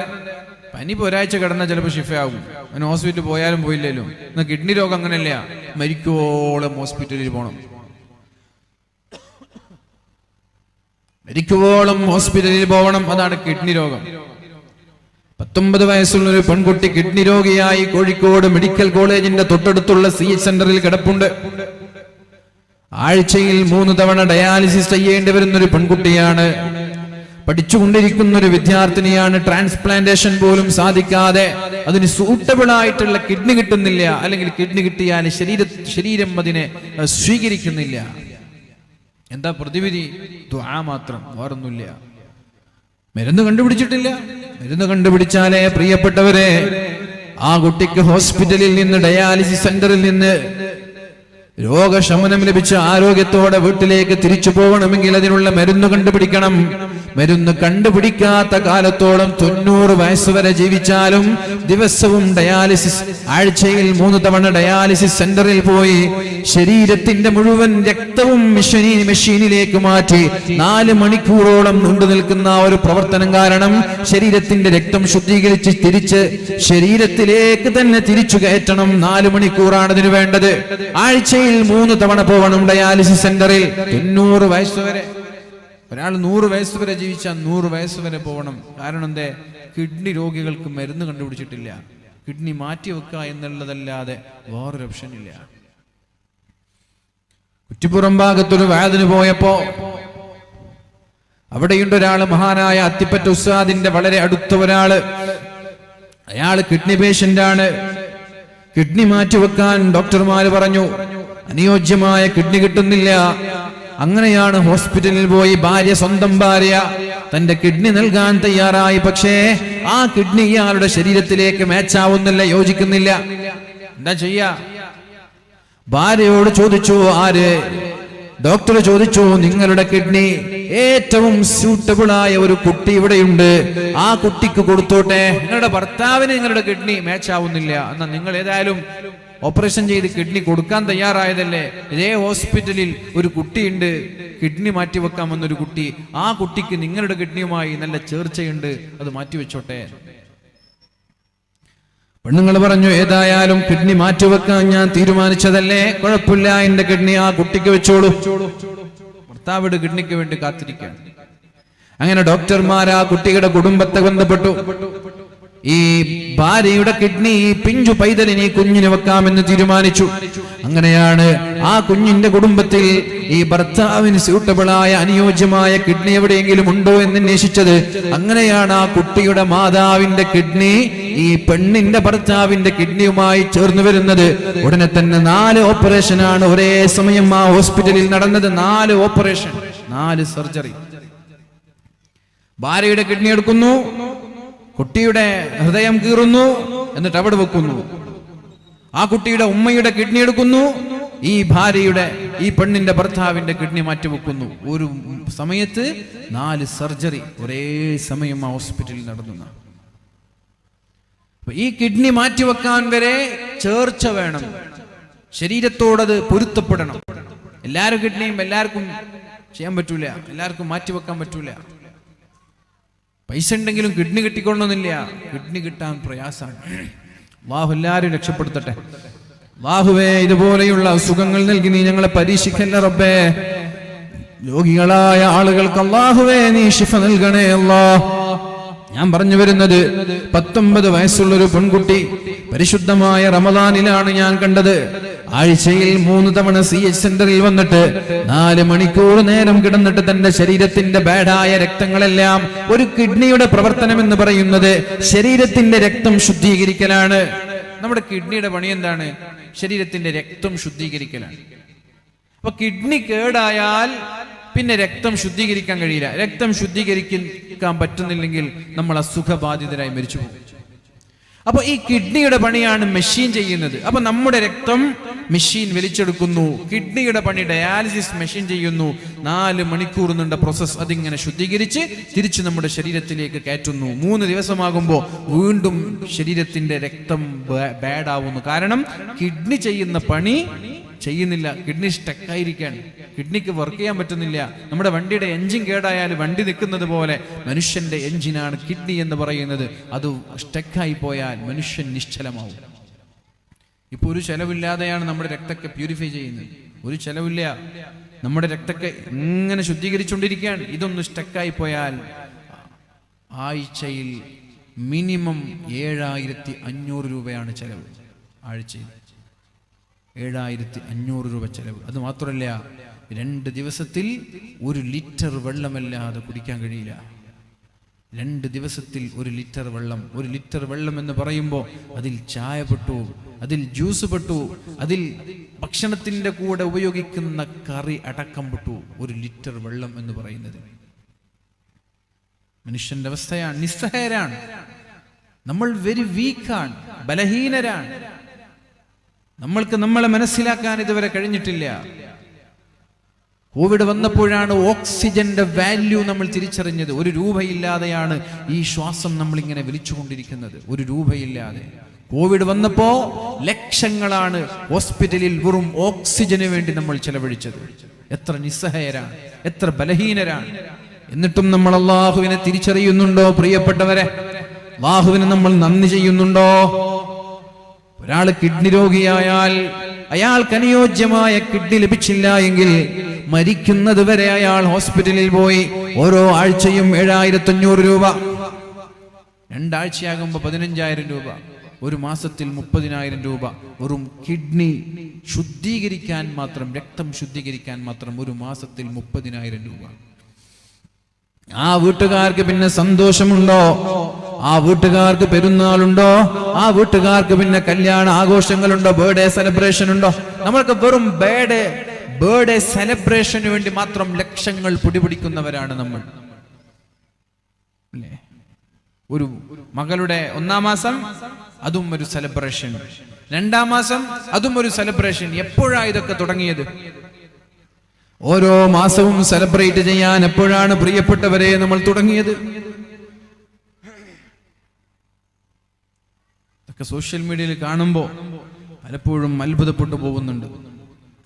സ്വന്തം മക്കളെ അർജന്റീനയുടെയും മെസ്സിയുടെയൊക്കെ പേരിടുന്ന മുസ്ലിം പെൺകുട്ടികൾ അല്ലേ, ചാനലുകാരെ വീട്ടിലേക്ക് വിളിച്ചു കൊണ്ടുവന്ന് ഫിഫയും മെസ്സിയൊക്കെ നമ്മുടെ മുസ്ലിം പെൺകുട്ടികൾ നമ്മുടെ മക്കൾക്ക് പേരിടുന്ന കാലാണ്. എന്ത് കിട്ടിയാലും ശ്രദ്ധ വേണം, അത്രയേ ഉള്ളൂ. പബ്ലിസിറ്റി വേണം, ഒരു മടിയുമില്ലാതെ. പണ്ടൊക്കെ ഒരു കുട്ടി പ്രസവിച്ചു കഴിഞ്ഞാൽ മറ്റുള്ള ആളുകളുടെ മുമ്പിൽ മറച്ചു വച്ച് നടന്നിരുന്ന ഉമ്മമാർ ഇന്ന് ചാനലുകാരെ വീട്ടിലേക്ക് വിളിക്കാൻ. എന്തിന്? സെലിബ്രിറ്റികളായി, അല്ലെങ്കിൽ ഒരു പബ്ലിസിറ്റിക്ക് വേണ്ടിയിട്ട്. മെസ്സിയുടെ കട്ടൗട്ടിന്റെ താഴെ പോയിട്ട് മെസ്സി എന്ന പേര് വിളിച്ചത് മുസ്ലിമീങ്ങളാണ്, വേറെ ആരുമില്ല. ഫിഫ എന്ന പേരിട്ടത് മുസ്ലിമീങ്ങളാണ്, വേറെ ആരുമില്ല. എന്നിട്ട് ആത്മാഭിമാനത്തോടെ ഒരു മടിയുമില്ലാതെ അതൊക്കെ വിളിച്ചു പറയാൻ ഒരു മടിയുമില്ലാത്ത ഒരു സമൂഹമായി നമ്മുടെ സമൂഹം മാറിപ്പോകുന്നുണ്ട്. എപ്പോഴാണ് ഇതൊക്കെ സംഭവിക്കാൻ തുടങ്ങിയത്? റസൂലുള്ളാഹി സ്വല്ലല്ലാഹു അലൈഹി വസല്ലം തങ്ങൾ പറഞ്ഞു, പ്രിയപ്പെട്ടവരെ, അല്ലാഹുവിന്റെ ഹബീബായ നബി തങ്ങൾ പറയുന്നുണ്ട്, ഞാൻ നിങ്ങളിൽ ഭയക്കുന്നത് മൽ ഫഖറ അഖ്ശാ അലൈക്കും, നിങ്ങളൊക്കെ ദരിദ്രരാകുമോ എന്നല്ല ഞാൻ ഭയക്കുന്നത്, നിങ്ങളൊക്കെ പാവങ്ങളാകുമോ എന്നല്ല ഞാൻ ഭയക്കുന്നത്. പിന്നെ ഞാൻ ഭയക്കുന്നത് എന്താണ്? നിങ്ങൾ പാവപ്പെട്ടവരായി മാറുമോ എന്നല്ല ഞാൻ ഭയക്കുന്നത്. ഞാൻ ഭയക്കുന്നത് നിങ്ങളൊക്കെ മുതലാളിമാരായി മാറുമോ എന്നാണ്, നിങ്ങളൊക്കെ വലിയ പൈസക്കാരായി മാറുമോ എന്നതാണ് എന്റെ ഭയം. ആരാ പറയുന്നത്? പരിശുദ്ധ റസൂലുള്ളാഹ്. മൽ ഫഖറ അഖ്ശാ അലൈക്കും, എന്റെ സമൂഹം ഭാവിയിൽ ദരിദ്രരായി മാറുമോ എന്ന ഭയം എനിക്കില്ല, പട്ടിണി പാവങ്ങളാകുമോ എന്നുള്ള പേടി എനിക്കില്ല. വലാകിന്നി അഖ്ശാ അൻ തുബ്സത അലൈകുമുദ് ദുനിയാ, അല്ലാഹു തആല കുന്നുകൂടിയ സമ്പാദ്യം നിങ്ങൾക്ക് തരുമോ എന്നാണ് ഞാൻ ഭയക്കുന്നത്. അങ്ങനെ സമ്പാദ്യങ്ങൾ കുന്നുകൂടുമ്പോഴാണ് മക്കളുടെ ഓരോ മാസവും സെലിബ്രേറ്റ് ചെയ്യാൻ തുടങ്ങുന്നത്. ഓരോ മാസത്തിനും സെലിബ്രേഷൻ നിങ്ങൾ കണ്ടിട്ടുണ്ടാവും. 1-ാം മാസത്തിനൊരു സെലിബ്രേഷൻ, 2-ാം മാസത്തിനൊരു സെലിബ്രേഷൻ, 3-ാം മാസത്തിന്, 7-ാം മാസത്തിന്. വീട്ടിൽ വെറുതെ ഒരു കേക്ക് മുറിച്ചുള്ള സെലിബ്രേഷൻ അല്ല, സമ്പത്ത് ചെലവഴിച്ചിട്ടുള്ള സെലിബ്രേഷൻ. 10,000 പൊടി പിടിച്ചുള്ള സെലിബ്രേഷൻ ഓരോ മാസത്തിലും. സോഷ്യൽ മീഡിയയിൽ പബ്ലിസിറ്റി കിട്ടാനും വ്യൂവേഴ്സ് ഉണ്ടാവാനും ചാനലുകൾ സബ്സ്ക്രൈബ് ചെയ്യാനും പേജുകൾ ഫോളോ ചെയ്യാനും വേണ്ടി ഈ തോന്നിവാസങ്ങൾ നിരന്തരമായി ആവർത്തിക്കുന്നു. എന്തുകൊണ്ടാണത്? അല്ലാഹുവിന്റെ ഹബീബായ നബി തങ്ങൾ പറഞ്ഞു, നിങ്ങൾക്ക് സമ്പത്ത് കുന്നുകൂടുമോ എന്നാണ് ഞാൻ ഭയക്കുന്നത്. മറന്നല്ല, സമ്പത്ത് കുന്നുകൂടുമോ എന്നാണ് ഞാൻ ഭയക്കുന്നത്. അങ്ങനെ സമ്പത്ത് കുന്നുകൂടിയാലോ ഫതനാഫസുഹാ കമാ തനാഫസുഹാ, നിങ്ങൾക്ക് മുമ്പ് കഴിഞ്ഞു പോയ ആളുകൾ സമ്പത്തിന് വേണ്ടി മത്സരിച്ചതുപോലെ എന്റെ സമുദായവും സമ്പത്തിന് വേണ്ടി മത്സരിക്കുമോ, ദുനിയാവിന് വേണ്ടി മത്സരിക്കുമോ എന്നാണ് ഞാൻ ഭയക്കുന്നത് എന്ന് പരിശുദ്ധ റസൂലുള്ളാഹ്. നിങ്ങൾക്ക് മുമ്പ് കഴിഞ്ഞു പോയ ആളുകൾ ദുനിയാവിന് വേണ്ടി മത്സരിച്ചതുപോലെ എന്റെ സമുദായവും ദുനിയാവിന് വേണ്ടി മത്സരിക്കുമോ എന്നാണ് ഞാൻ ഭയപ്പെടുന്നത്. മത്സരിച്ചില്ലേ? നെയ്മറിന്റെ കട്ടൗട്ടാണോ വലുത്, മെസ്സിയുടെ കട്ടൗട്ടാണോ വലുത്? നമ്മുടെ ചെറുപ്പക്കാരെ മത്സരിച്ചു കഴിഞ്ഞു. ഞങ്ങളുടെ ക്രിസ്ത്യാനോയുടെ അടുത്ത് നിങ്ങളുടെ ഒരു കട്ടൗട്ടും എത്തൂല എന്ന് പറഞ്ഞ് 200 അടിയോളമുള്ള വലിയൊരു കട്ടൗട്ട് ബാക്കിയുള്ള ഫാൻസും വെച്ചു. മത്സരം തന്നെ. മത്സരം തീർന്നിട്ടില്ല. കരയിൽ നിന്ന് കടലിലേക്ക് എത്തി മെസ്സിയുടെ കട്ടൗട്ട്. ലക്ഷദ്വീപിലെ പവിഴപ്പുറ്റുള്ള കടലിന്റെ ആഴിയിലേക്ക് മെസ്സിയുടെ കട്ടൗട്ട് കൊണ്ടുപോയി ഫാൻസുകാർ. ഫതനാഫസുഹാ, നിങ്ങൾക്ക് മുമ്പുള്ളവർ ദുനിയാവിന് വേണ്ടി മത്സരിച്ചതുപോലെ നിങ്ങളും മത്സരിക്കുമോ എന്നാണ് ഞാൻ ഭയപ്പെടുന്നത്. ബർത്ത്ഡേ സെലിബ്രേഷനൊക്കെ പൊങ്ങച്ചമായി മാറി. അതൊക്കെ തെറ്റെന്ന് ഞാൻ പറയുന്നില്ല. നിങ്ങളുടെ മക്കളുടെ ബർത്ത്ഡേകൾ ഭക്ഷണം കൊടുത്ത്, മധുര പലഹാരം കൊടുത്ത്, പ്രാർത്ഥന നടത്തി മക്കളുടെ ഭാവിക്ക് വേണ്ടി പ്രാർത്ഥിക്കുന്നതൊന്നും ഒരു തെറ്റ് എന്ന് ഞാൻ പറയുന്നില്ല. പക്ഷേ അവിടെ കാണുന്നത് മുഴുവനും പൊങ്ങച്ചമാണ്. അവിടെ കാണുന്നത് മുഴുവനും അഹങ്കാരവും പൊങ്ങച്ചവും താൻപൊരിമയും അതേപോലെ തന്നെ സമ്പത്ത് കൊണ്ടുള്ള അഹങ്കാരവും ഒക്കെയാണ്. ഫോട്ടോഷൂട്ടുകൾ. എന്തിനാണ് ഈ ഫോട്ടോഷൂട്ടുകൾ? നാടുനീളെ കാണാൻ വേണ്ടി. ഞാൻ ഇങ്ങനെയൊക്കെ ആക്കി, ഞാൻ ഇങ്ങനെയൊക്കെ ചെയ്തു എന്നൊക്കെ പറഞ്ഞ് നാടുനീളെ കാണിക്കാൻ വേണ്ടിയിട്ടുള്ള ഫോട്ടോഷൂട്ടുകൾ. അപ്പൊ ഫതനാഫസുഹാ കമാ തനാഫസുഹാ, നിങ്ങൾക്ക് മുമ്പ് കഴിഞ്ഞു പോയവർ ദുനിയാവിന് വേണ്ടി മത്സരിച്ചതുപോലെ നിങ്ങളും ദുനിയാവിന് വേണ്ടി മത്സരിക്കുമോ എന്നാണ് എനിക്ക് ഭയമെന്ന് പരിശുദ്ധ റസൂലുള്ളാഹ്. നമ്മളെക്കാളും മുമ്പുള്ള മഹാന്മാരായ സ്വഹാബാക്കൾ മത്സരിച്ചിരുന്നു ദീനിന് വേണ്ടി, സ്വർഗത്തിന് വേണ്ടി, ആഖിറത്തിന് വേണ്ടി അവരെ മത്സരിച്ചിരുന്നു. പ്രിയപ്പെട്ടവരെ, മഹാനായ അബ്ദുല്ലാഹ് ഇബ്നു ജഹ്ഷ് റളിയല്ലാഹു അൻഹു, അതേപോലെ മഹാനായ സഅദ് ഇബ്നു അബീ വഖാസ് റളിയല്ലാഹു അൻഹു, രണ്ടുപേരും അല്ലാഹുവിനോട് ദുആ ചെയ്യാൻ വേണ്ടി മാറിയിരിക്കുകയാണ്. നാളെയാണ് ഉഹുദിന്റെ രണാങ്കണം, നാളെയാണ് ഉഹദ് യുദ്ധം നടക്കാൻ പോകുന്നത്. ബദ്ർ യുദ്ധത്തിലേറ്റ പരാജയത്തിന്റെ പ്രതികാരം വീട്ടാൻ വേണ്ടി 10,000-കണക്കിന് ആളുകളുമായി അള്ളാഹുവിന്റെ ഹബീബിനോട് പകരം വീട്ടാൻ, പ്രതികാരം വീട്ടാൻ അബൂ സുഫിയാന്റെ നേതൃത്വത്തിൽ പരിശുദ്ധ റസൂലുള്ളാഹി സ്വല്ലല്ലാഹു അലൈഹി വസല്ലമ തങ്ങളെ ലക്ഷ്യം വെച്ച് മദീനയുടെ കൊച്ചു മലയായിരുന്ന ഉഹുദ് ലക്ഷ്യം വെച്ചുകൊണ്ട് ശത്രുക്കൾ നീങ്ങി വരികയാണ്, ശത്രുക്കൾ മുന്നോട്ട് വരികയാണ്. ആ സമയത്താണ് രാത്രിയായപ്പോൾ മഹാനായ അബ്ദുല്ലാഹ് ഇബ്നു ജഹ്ഷ് റളിയല്ലാഹു അൻഹു, അതേപോലെ സഅദ് ഇബ്നു അബീ വഖാസ് റളിയല്ലാഹു അൻഹു രണ്ടുപേരും മാറി നിന്ന് ദുആ ചെയ്യാൻ തുടങ്ങിയത്. അതിലൊരാൾ പറഞ്ഞു, ഞാൻ അല്ലാഹുവിനോട് ദുആ ചെയ്യുമ്പോ നീ ആമീൻ എന്ന് പറയണം, നീ ദുആ ചെയ്യുമ്പോ ഞാൻ ആമീൻ എന്ന് പറയാം. അങ്ങനെ ദുആ ചെയ്യുമ്പോ ദുആക്ക് ഉത്തരമുണ്ടെന്ന. വീട്ടിലെത്തിയാല് ഭർത്താവ് ദുആ ചെയ്യുമ്പോ ഭാര്യ ആമീൻ എന്ന് പറയണം, ഭാര്യ ദുആ ചെയ്യുമ്പോ ഭർത്താവ് ആമീൻ എന്ന് പറയണം. ആരുടെ ദുആയിനാണ് അല്ലാഹു ഇജാബത്ത് നൽകുക എന്നറിയില്ല. അങ്ങനെയുള്ള ദുആഇന് ഉത്തരമുണ്ട് എന്നാണ്. അതുകൊണ്ടാണ് നമ്മുടെ പള്ളികളിലൊക്കെ നിസ്കാരം കഴിഞ്ഞാൽ കൂട്ടമായൊരു പ്രാർത്ഥന നടക്കുന്നത്. ഒറ്റയ്ക്ക് ദുആ ചെയ്താൽ മതി. 5 നേരത്തെ നിസ്കാര ശേഷം ദുആഇന് ഇജാബത്തുണ്ട് എന്ന് പരിശുദ്ധ റസൂലുള്ളാഹ്. ദുബുറ കുല്ലി സ്വലാത്തിൻ മക്തൂബ, 5 നേരത്തെ നിസ്കാര ശേഷം എന്ത് ദുആ ചെയ്താലും അല്ലാഹു ദുആഇന് ഉത്തരം നൽകുമെന്ന് പരിശുദ്ധ റസൂലുള്ളാഹ്.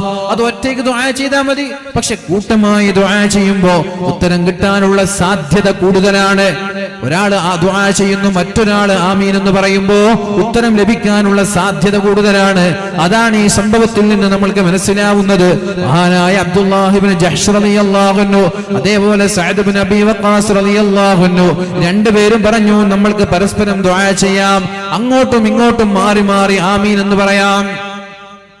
അങ്ങനെ സഅദ് ഇബ്നു അബീ വഖാസ് എന്നവർ ദുആ ചെയ്തു. എന്താണ് ദുആ? അല്ലാഹുവേ, നാളെ ഉഹുദ് യുദ്ധം വരാൻ പോവാണ്. അല്ലാഹുവേ, നാളെ ഉഹുദ് യുദ്ധം നടക്കാൻ പോവുകയാണ്. നാളെ രണാങ്കണത്തിലേക്ക് ഉരുപിടിച്ച വാളുമായി ഞാൻ കടന്നു ചെല്ലുമ്പോ ശത്രുക്കളിൽ ഏറ്റവും ശക്തനായ ധീരനായ യോദ്ധാവിനെ നീ എനിക്ക് നൽകണേ അല്ലാഹ്. ഏറ്റവും ധീരനെ എനിക്ക് തരണം. ഏതെങ്കിലും ഒരു ചാവാലി പശുവിനെ പോലെ വാളുപോലും പൊക്കാൻ കഴിയാത്ത ഒരു സാധുവിനെയല്ല, ധീരനായ യോദ്ധാവിനെ എനിക്ക് തരണം യുദ്ധം ചെയ്യാൻ. എന്നിട്ട് ഞാൻ അവനോട് യുദ്ധം ചെയ്യും, അയാൾ എന്നോടും യുദ്ധം ചെയ്യും.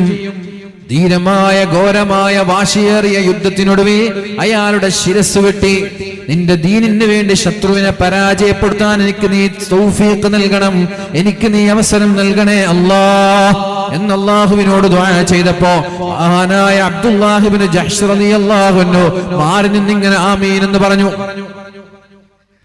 രണ്ടാമത്തെ ഊഴം മഹാനായ അബ്ദുല്ലാഹ് ഇബ്നു ജഹ്ഷ് തങ്ങളുടേതാണ്. അങ്ങനെ അദ്ദേഹം ദുആ ചെയ്യാൻ തുടങ്ങി. എന്താണ് ദുആ എന്നറിയോ?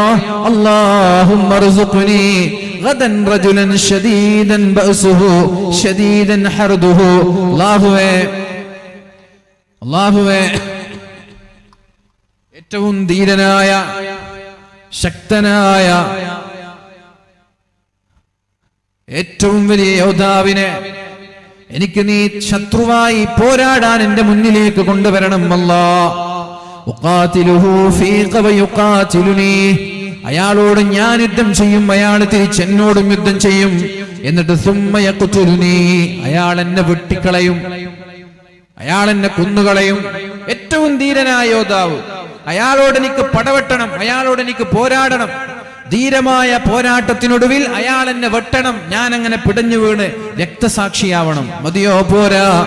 ഫയജദഉ അൻഫി വഉദ്നി, അങ്ങനെ പിടഞ്ഞു വീണ ശിരസറ്റ് നിലത്തേക്ക് വീണ എന്റെ ശരീരത്തിലേക്ക് ചാടി വന്നിട്ട് എന്റെ ചെവി മുറിച്ചു മാറ്റണം അല്ലാഹ്, എന്റെ മൂക്ക് മുറിച്ചു മാറ്റണം അല്ലാഹ്.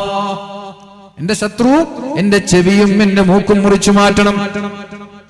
എന്നിട്ടോ ഫഇദാ ലഖീതുക, അങ്ങനെ യുദ്ധമെല്ലാം കഴിഞ്ഞ് ആളുകളെല്ലാം തിരിച്ചുപോയി എന്നെ മറമാടി ഞാൻ നിന്റെ സന്നിധിയിലേക്ക് കടന്നു വരുമ്പോൾ, ഫഇദാ ലഖീതുക, ഞാൻ നിന്റെ മുന്നിലേക്ക് വരുമ്പോൾ, ഖുൽത, നീ പറയണം, യാ അബ്ദല്ലാഹ്, യാ അബ്ദല്ലാഹ്, ഫീമ ജുദിഅ അൻഫുക വ ഉദ്നാക്. എങ്ങനെയാണ് അബ്ദല്ലാഹ് നിന്റെ ചെവി മുറിച്ചു മാറ്റപ്പെട്ടത്, നിന്റെ മൂക്ക് മുറിച്ചു മാറ്റപ്പെട്ടത്, എന്തു പറ്റി എന്ന് നീ എന്നോട് നാളെ മഹ്ശറാ ലോകത്ത് ചോദിക്കുമ്പോൾ, ഫഅഖൂലു, ഞാൻ പറയും, റബ്ബേ ഫീക വഫീ റസൂലിക, നിനക്ക് വേണ്ടി യുദ്ധം ചെയ്ത് നഷ്ടപ്പെട്ടു പോയതാണ് എന്റെ ചെവിയും മൂക്കും, നിന്റെ ഹബീബിന് വേണ്ടി പോരാടി നഷ്ടപ്പെട്ടു പോയതാണ് എന്റെ ചെവിയും മൂക്കുമെന്ന് ഞാൻ നിന്നോട് നാളെ പറയുമ്പോ, ഫയഖൂലു, നീ പറയണം, സദഖത, നീ പറഞ്ഞത് സത്യമാണ്, എനിക്ക് വേണ്ടി ധീരമായി പോരാടി രണാങ്കണത്തിൽ പിടഞ്ഞു വീണ് എനിക്ക് വേണ്ടി ചുണ്ടും ചെവിയും വിച്ഛേദിക്കപ്പെട്ട ഒരാളാണ് നീ എന്ന് അല്ലാഹുവേ നീ നാളെ സമ്മതിക്കണമെന്ന് ദുആ ചെയ്യുകയാണ്. അപ്പോഴാണ് മഹാനായ സഅദ് ഇബ്നു അബീ വഖാസ് റളിയല്ലാഹു അൻഹു ആമീൻ ആമീൻ എന്ന് പറയുന്നത്. എന്നിട്ട് സഅദ് എന്നവർ പറഞ്ഞു, കാനതു ദഅവതു അബ്ദില്ലാഹ് ഖൈറൻ മിൻ ദഅവതി, എന്റെ പ്രാർത്ഥനയേക്കാൾ എത്രയോ വലിയ പ്രാർത്ഥനയായിരുന്നു അബ്ദുള്ളയുടേത്. അതാണ് ഞാൻ പറഞ്ഞത്, നമ്മളിവിടെ ബർത്ത്ഡേ സെലിബ്രേഷൻ മത്സരിക്കുമ്പോ, കല്യാണത്തിന്റെ ആഘോഷങ്ങൾ എത്ര കെങ്കേമമായി നടത്താമെന്ന് മത്സരിക്കുമ്പോ, വീട് വെച്ചും വാഹനം വാങ്ങിയും മത്സരിക്കുമ്പോ, അവര് മത്സരിച്ചത് ദുനിയാവിനല്ല, അവര് മത്സരിച്ചത് ആഖിറത്തിനാണ്. ആഖിറത്തിൽ എങ്ങനെ രക്ഷപ്പെടാം എന്ന ചിന്തയോടെയാണ് അവർ മത്സരിച്ചത്. മഹാനായ സഅദ് റളിയല്ലാഹു അൻഹു പറയുന്നുണ്ട്, എന്നെക്കാളൊക്കെ എത്രയോ വലിയ ദുആ ആയിരുന്നു, എന്നെക്കാളൊക്കെ എത്രയോ വലിയ പ്രാർത്ഥനയായിരുന്നു ആരുടേത്? മഹാനായ അബ്ദുള്ള എന്നവരുടേത്. അങ്ങനെ ഞാൻ ഫലഖദ് റഅയ്തുഹു ആഖിറൻ നഹാർ, ഞാൻ ദുആ ചെയ്തതുപോലെ ശത്രുവിനെ പോരാടി ഞാൻ ശത്രുവിനെ പരാജയപ്പെടുത്തി. യുദ്ധം കഴിഞ്ഞ് ഞാൻ വൈകുന്നേരമായപ്പോ രണാങ്കണത്തിലൂടെ ഇങ്ങനെ നടന്നു പോകുമ്പോ ഞാൻ അബ്ദുള്ള എന്നവരെ കാണാനിടയായി. മഹാനായ അബ്ദുള്ള എന്നവരുടെ ചെവിയും മഹാനായ അബ്ദുള്ള എന്നവരുടെ മൂക്കും ഒരു നൂലിൽ കോർത്തു വെക്കപ്പെട്ടതായി, ശരീരത്തിൽ നിന്ന് മുറിച്ചു മാറ്റപ്പെട്ട് ഒരു നൂലിൽ തുന്നിച്ചേർത്ത് കോർത്തു വെക്കപ്പെട്ടതായി എനിക്ക് കാണാൻ കഴിഞ്ഞു എന്ന് മഹാനായ സഅദ് ഇബ്നു അബീ വഖാസ് റളിയല്ലാഹു അൻഹു. അങ്ങനെയായിരുന്നു മുഅ്മിനീങ്ങളെ അവരൊക്കെ മത്സരിച്ചത്. നമ്മള് നെയ്മറിന്റെ കട്ടൗട്ടാണോ മെസ്സിയുടെ കട്ടൗട്ടാണോ ഏറ്റവും ഉയരത്തിൽ വരേണ്ടത് എന്ന മത്സരത്തിലാണ് ഇപ്പോഴും. കളി കാണുന്നതിനെയോ കളിക്കുന്നതിനെ കുറിച്ചൊന്നല്ല, കളിയുടെ പേരിൽ ആഭാസങ്ങൾ കാണിക്കരുത്. കളി നമ്മുടെ മതമായി മാറി, കളി നമ്മുടെ ദീനായി മാറി. അപ്പോഴാണ് പ്രശ്നം. കളി കാണുന്നത് പ്രശ്നമില്ല, കളിക്കുന്നതും പ്രശ്നമില്ല, കളി ദീനാകുമ്പോഴാണ് പ്രശ്നം. നമ്മുടെ മതമായി നമ്മുടെ ഈ സ്പോർട്സ് മാറരുത്.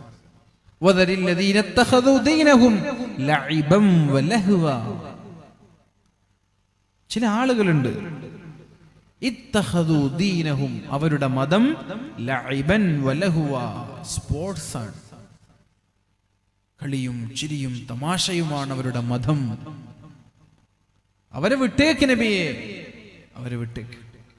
അത്തരം ആളുകളെ ഞാൻ കൈകാര്യം ചെയ്തോളാം എന്നാണ് അല്ലാഹു പറയുന്നത്. ആവശ്യമില്ലാത്ത വാഗ്വാദങ്ങൾ, ആവശ്യമില്ലാത്ത തർക്കങ്ങൾ, ആർക്കോ വേണ്ടി, ഏതോ രാജ്യത്തുള്ളവർക്ക് വേണ്ടി. നിസ്കാരമുണ്ടോ? ഇല്ല. യസബ് ബാഖീഹ തു ബാഖീ നഹി, നിന്റെ നിസ്കാരം ബാക്കിയുണ്ട്, നിന്റെ നോമ്പ് ബാക്കിയുണ്ട്, നിന്റെ സകാത്ത് ബാക്കിയുണ്ട്, നിന്റെ നിർബന്ധമായും ചെയ്യേണ്ട ബാധ്യതകളൊക്കെ ബാക്കി വെച്ച് ആർക്കോ വേണ്ടി നിന്റെ വിലപ്പെട്ട സമയം തർക്കിച്ചും സംവാദം നടത്തിയും വാഗ്വാദം നടത്തിയും നീ ചെലവഴിക്കുകയാണ്. ഇതൊക്കെ കഴിയുമ്പോ നമ്മൾ ബാക്കിയുണ്ടാവില്ല. അതുകൊണ്ട് പ്രിയപ്പെട്ട ചെറുപ്പക്കാരെ, അല്ലാഹുവിന്റെ ദീനിനെ കുറിച്ചുള്ള ചിന്തകളിലേക്ക് നമ്മൾ കടന്നു വരണം. കളിയൊക്കെ കഴിഞ്ഞൊരു ജീവിതമുണ്ട് എന്ന് നമ്മൾ തിരിച്ചറിയണം. കളി മാത്രമല്ല ജീവിതം, അതിൻ്റെ അപ്പുറത്തേക്കൊരു ജീവിതമുണ്ട്. നമ്മളെക്കാളും മുമ്പ് ഉള്ള ആളുകൾ മത്സരിച്ചത് ഈ ദുനിയാവിന് വേണ്ടിയായിരുന്നില്ല, ആഖിറത്തിന് വേണ്ടിയായിരുന്നു എന്ന് നമ്മൾ തിരിച്ചറിയണം. ഇന്നൽ അബ്റാറ ലഫീ നഈം അലൽ അറായികി യൻറുൻ. സച്ചരിതരായ ആളുകൾക്ക് അല്ലാഹു നൽകാൻ പോകുന്നത് മനോഹരമായ സ്വർഗ്ഗമാണ്. മനോഹരമായ സിംഹാസനത്തിൽ ഇരുന്ന് ഇങ്ങനെ നോക്കുന്ന, അലൽ അറായികി യൻറുൻ, മനോഹരമായ സിംഹാസനത്തിന്റെ മുകളിൽ അവരിരുന്നിങ്ങനെ നോക്കും. തഅരിഫു ഫീ വുജൂഹിഹിം നദ്റതൻ നഈം, അവരുടെ മുഖത്ത് സന്തോഷം കാണാൻ കഴിയും. മനോഹരമായ സ്വർഗത്തിൽ നിന്നുള്ള പാനീയങ്ങളാണ് അവർക്ക് കുടിക്കാൻ നൽകുന്നത്. വഫീ ദാലിക ഫല്യതനാഫസിൽ മുതനാഫിസൂൻ, ഈ വിഷയങ്ങളിലാണ് നിങ്ങൾ മത്സരിക്കേണ്ടത്. സ്വർഗം കിട്ടുന്ന വിഷയത്തിലാണ് മത്സരിക്കേണ്ടത്. ഇയാൾ 5 ലക്ഷം കൊടുത്താൽ ഞാൻ 6 ലക്ഷം തരാം. എന്തിന്? പള്ളിക്കും മദ്രസയ്ക്കും. ഇങ്ങനെയാ മത്സരിക്കേണ്ടത്.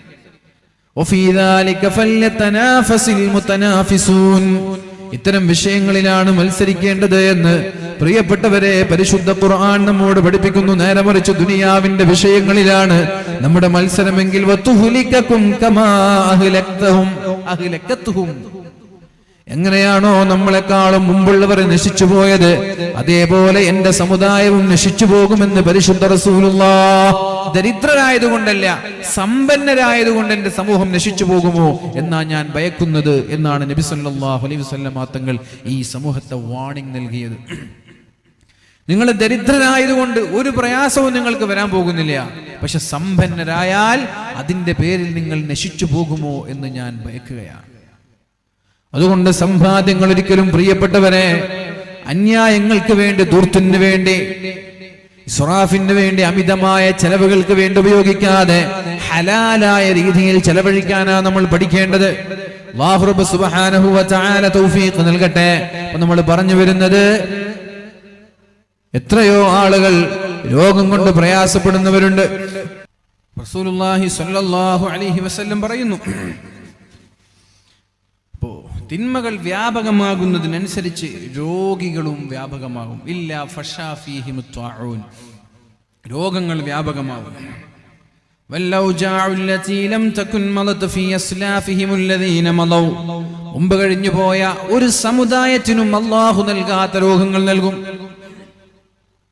എല്ലാ രോഗത്തിനും മരുന്നുണ്ട്, പക്ഷേ മരുന്നുകൾ നമ്മൾ കണ്ടുപിടിച്ചിട്ടില്ല. അതുകൊണ്ട് പ്രിയപ്പെട്ടവരെ, രോഗം വന്നാൽ നിങ്ങൾ അല്ലാഹുവിനോട് ദുആ ചെയ്യണം. മഹാന്മാരായ പ്രവാചകന്മാരൊക്കെ ദുആ ചെയ്തതുപോലെ അയ്യൂബ് നബി ദുആ ചെയ്തു, മഹാനായ ഇബ്രാഹിം നബി ദുആ ചെയ്തത്, വഇദാ മരിൽതു ഫഹുവ യശ്ഫീൻ, ഞാൻ രോഗിയായാൽ അല്ലാഹുവാണ് എനിക്ക് ശിഫ തരുന്നത്.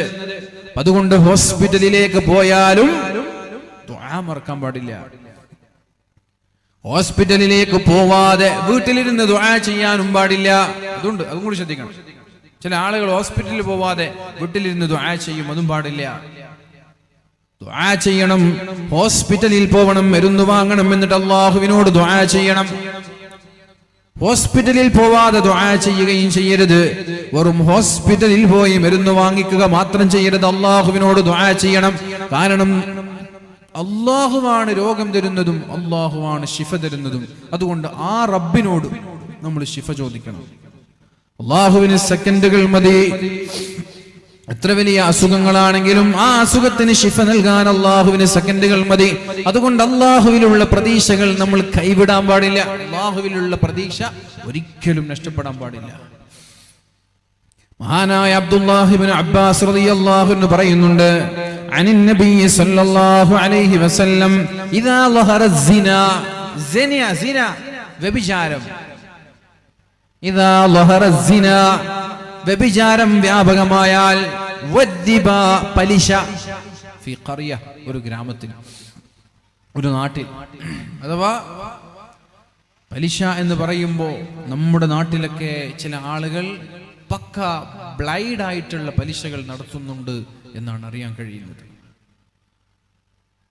ക്യാഷുള്ള ആളുകൾ, സമ്പത്തുള്ള ആളുകൾ, സാമ്പത്തികമായി പ്രയാസം അനുഭവിക്കുന്ന ആളുകളിലേക്ക് 1 ലക്ഷം തരാം, തിരിച്ചു തരുമ്പോ 1.10 തരണം. അതാണ് പക്ക ബ്ലൈഡ് എന്ന് പറയുന്നത്. പരിശുദ്ധ റസൂലിന്റെ കാലത്തുണ്ടായിരുന്ന പലിശ ഈ ഒരു പലിശയാണ്. മനുഷ്യനെ പൂർണ്ണമായും ചൂഷണം ചെയ്യുന്ന പലിശ. ബാങ്കിന്റെ പലിശയൊന്നും ഇത്ര ഗൗരവമുള്ള പലിശയല്ല. ബാങ്കിന്റെ ഇടപാട് ആർക്കൊക്കെ വിട്ടുനിൽക്കാൻ പറ്റുമോ അവരൊക്കെ വിട്ടുനിൽക്കുക, അതാണ് ഖൈർ. ചില സാഹചര്യങ്ങളിൽ നിർബന്ധമായി ബാങ്ക് ഇടപാട് നടത്തേണ്ടി വരുന്നവർ അത് പിന്നെ ചെയ്യാൻ പറ്റാത്ത ഒരു സാഹചര്യമായതുകൊണ്ട് കുഴപ്പമില്ല. നേരെ മറിച്ച് ഈ പറയുന്ന പലിശ അങ്ങനെയല്ല. ഇത് ആർക്കും വിട്ടുനിൽക്കാം. നമ്മുടെ കയ്യിൽ 1 ലക്ഷമുണ്ട്, ഒരാൾ കടം ചോദിക്കാൻ വരുമ്പോ ഇന്ന് പിടിച്ച 1 ലക്ഷം എപ്പോഴാ തരാ? 6 മാസം കഴിഞ്ഞ് ആ 1 ലക്ഷം തന്നെ തിരിച്ചു തന്നാൽ മതി. ഇങ്ങനെയാണ് സഹായിക്കേണ്ടത്. അത് അള്ളാഹുവിന് ഏറ്റവും ഇഷ്ടപ്പെട്ട പ്രവർത്തനമാണ്. അള്ളാഹുവിന് ഏറ്റവും ഇഷ്ടപ്പെട്ട അമൽ എന്ന് പറയുന്നത് കടം കൊണ്ട് പ്രയാസപ്പെടുന്നവന് കടം കൊടുക്കൽ അള്ളാഹുവിന് വലിയ ഇഷ്ടമാണ്. കടം കൊണ്ട് പ്രയാസപ്പെടുന്നവന് കടം കൊടുക്കൽ അള്ളാഹുവിന് വലിയ ഇഷ്ടപ്പെട്ട പ്രവർത്തനമാണെന്ന്. ഒരു മനുഷ്യന്റെ കടം വീട്ടിക്കൊടുക്കുന്നത് അള്ളാഹുവിന് ഏറ്റവും ഇഷ്ടപ്പെട്ട അമലാണെന്ന് പരിശുദ്ധ റസൂലുള്ളാഹി സല്ലല്ലാഹു അലൈഹി വസല്ലം. നേരെ മറിച്ച് നമ്മൾ എന്താ ചെയ്യുന്നത്? അള്ളാഹു നമ്മൾക്ക് തന്ന സമ്പാദ്യത്തെ പാവങ്ങളെ ചൂഷണം ചെയ്യാനാ ഉപയോഗിക്കുന്നത്. 1 ലക്ഷമുണ്ട്, അടുത്ത മാസം തിരിച്ചു തരുമ്പോ 1,05,000 തരണം. ഈ രീതിയിലുള്ള പലിശകൾ നാട്ടിൽ വ്യാപകമായാൽ, ഇദാ വഹറ സിന, വ്യഭിചാരം വ്യാപകമായാൽ, അഥവാ നാട്ടിൽ പച്ചയായി വ്യഭിചാരം നടക്കുന്നുണ്ട് എന്ന് എല്ലാവർക്കും അറിയാം. എല്ലാവരും കണ്ണു ചിമ്മാൻ. എല്ലാവർക്കും അറിയാം നാട്ടിൽ പച്ചയായ വ്യഭിചാരം നടക്കുന്നുണ്ട് എന്ന്. കണ്ടാലും അതിനെ പ്രതികരിക്കാതെ കണ്ണു ചിമ്മി നടക്കുകയാണ്. കുഴപ്പമില്ല, കാലം അങ്ങനല്ലേ, കാലം മാറിയില്ലേ എന്ന് ചിന്തിച്ചിങ്ങനെ മിണ്ടാണ്ടിരിക്കാൻ. ഇദാ വഹറ സിന, അങ്ങനെ തിന്മകൾ വ്യഭിചാരം വ്യാപകമായാൽ, വദ്ദിബാ, പലിശയും വ്യാപകമായാൽ, ഫഖദ അഹല്ലു ബിഅൻഫുസിഹിം അദാബല്ലാഹ്, ആ നാട്ടിലേക്ക് അല്ലാഹുവിന്റെ ശിക്ഷ ഏത് സമയത്തും ഇറങ്ങാമെന്ന് പരിശുദ്ധ റസൂലുള്ളാഹി. ഈ 2 കാര്യം ഒരു നാട്ടിൽ സർവ്വസാധാരണയായാൽ, പലിശയും വ്യഭിചാരവും ഒരു നാട്ടിൽ ലാഘവത്തോടെ കാണാൻ തുടങ്ങിയാൽ, അതിന്റെ ഗൗരവം നഷ്ടപ്പെട്ടാൽ, അതിന്റെ പേടി നഷ്ടപ്പെട്ടാൽ, അതൊക്കെ നിസ്സാരമായ ആളുകൾ കാണാൻ തുടങ്ങിയാൽ, അള്ളാഹുവിന്റെ ഹബീബ് പറയാണ്, ആ നാട്ടിലേക്ക് ഏത് സമയത്തും അള്ളാഹുവിന്റെ ശിക്ഷ ഇറങ്ങാൻ സാധ്യതയുണ്ട്. ഒരുങ്ങി നിന്നോളൂ എന്നാണ് അള്ളാഹു പറയുന്നത്. ഫഖദ് അഹല്ലു ബിഅൻഫുസിഹിം അദാബല്ലാഹ്, അള്ളാഹുവിന്റെ ശിക്ഷ ഏത് സമയത്തും ആ നാട്ടിലേക്ക് ഇറങ്ങാം. അല്ലാഹു നമ്മളെ രക്ഷപ്പെടുത്തട്ടെ. അല്ലാഹു നമ്മുടെ പാപങ്ങളൊക്കെ പുറത്തു തരട്ടെ. അല്ലാഹു ചെയ്തു പോയ സർവ്വ പാപങ്ങളും പുറത്തു തന്ന് ശിഷ്ടകാലം തെറ്റു ചെയ്യാതെ ജീവിക്കാൻ അല്ലാഹു തൗഫീഖ് നൽകട്ടെ. സൂറത്തുൽ അൻകബൂത്തിലെ 40-ാമത്തെ ആയത്തിൽ അല്ലാഹു പറയുന്നത്, ഫകുല്ലൻ അഖദ്നാ ബിദംബി, ഫകുല്ലൻ അഖദ്നാ ബിദംബി, എല്ലാരെയും ഞാൻ അവർ ചെയ്ത തെറ്റുകാരണത്താൽ ശിക്ഷിച്ചിട്ടുണ്ട്. അവരവരുടെ തെറ്റ് കാരണത്താൽ ഞാൻ പലരെയും പിടികൂടിയിട്ടുണ്ട്. തെറ്റു ചെയ്ത ആളുകളൊന്നും ഞാൻ അങ്ങനെ വെറുതെ വിടൂല. എല്ലാവരെയും അവരവരുടെ തെറ്റുകൾ കാരണത്താൽ ഞാൻ പിടികൂടിയിട്ടുണ്ട്.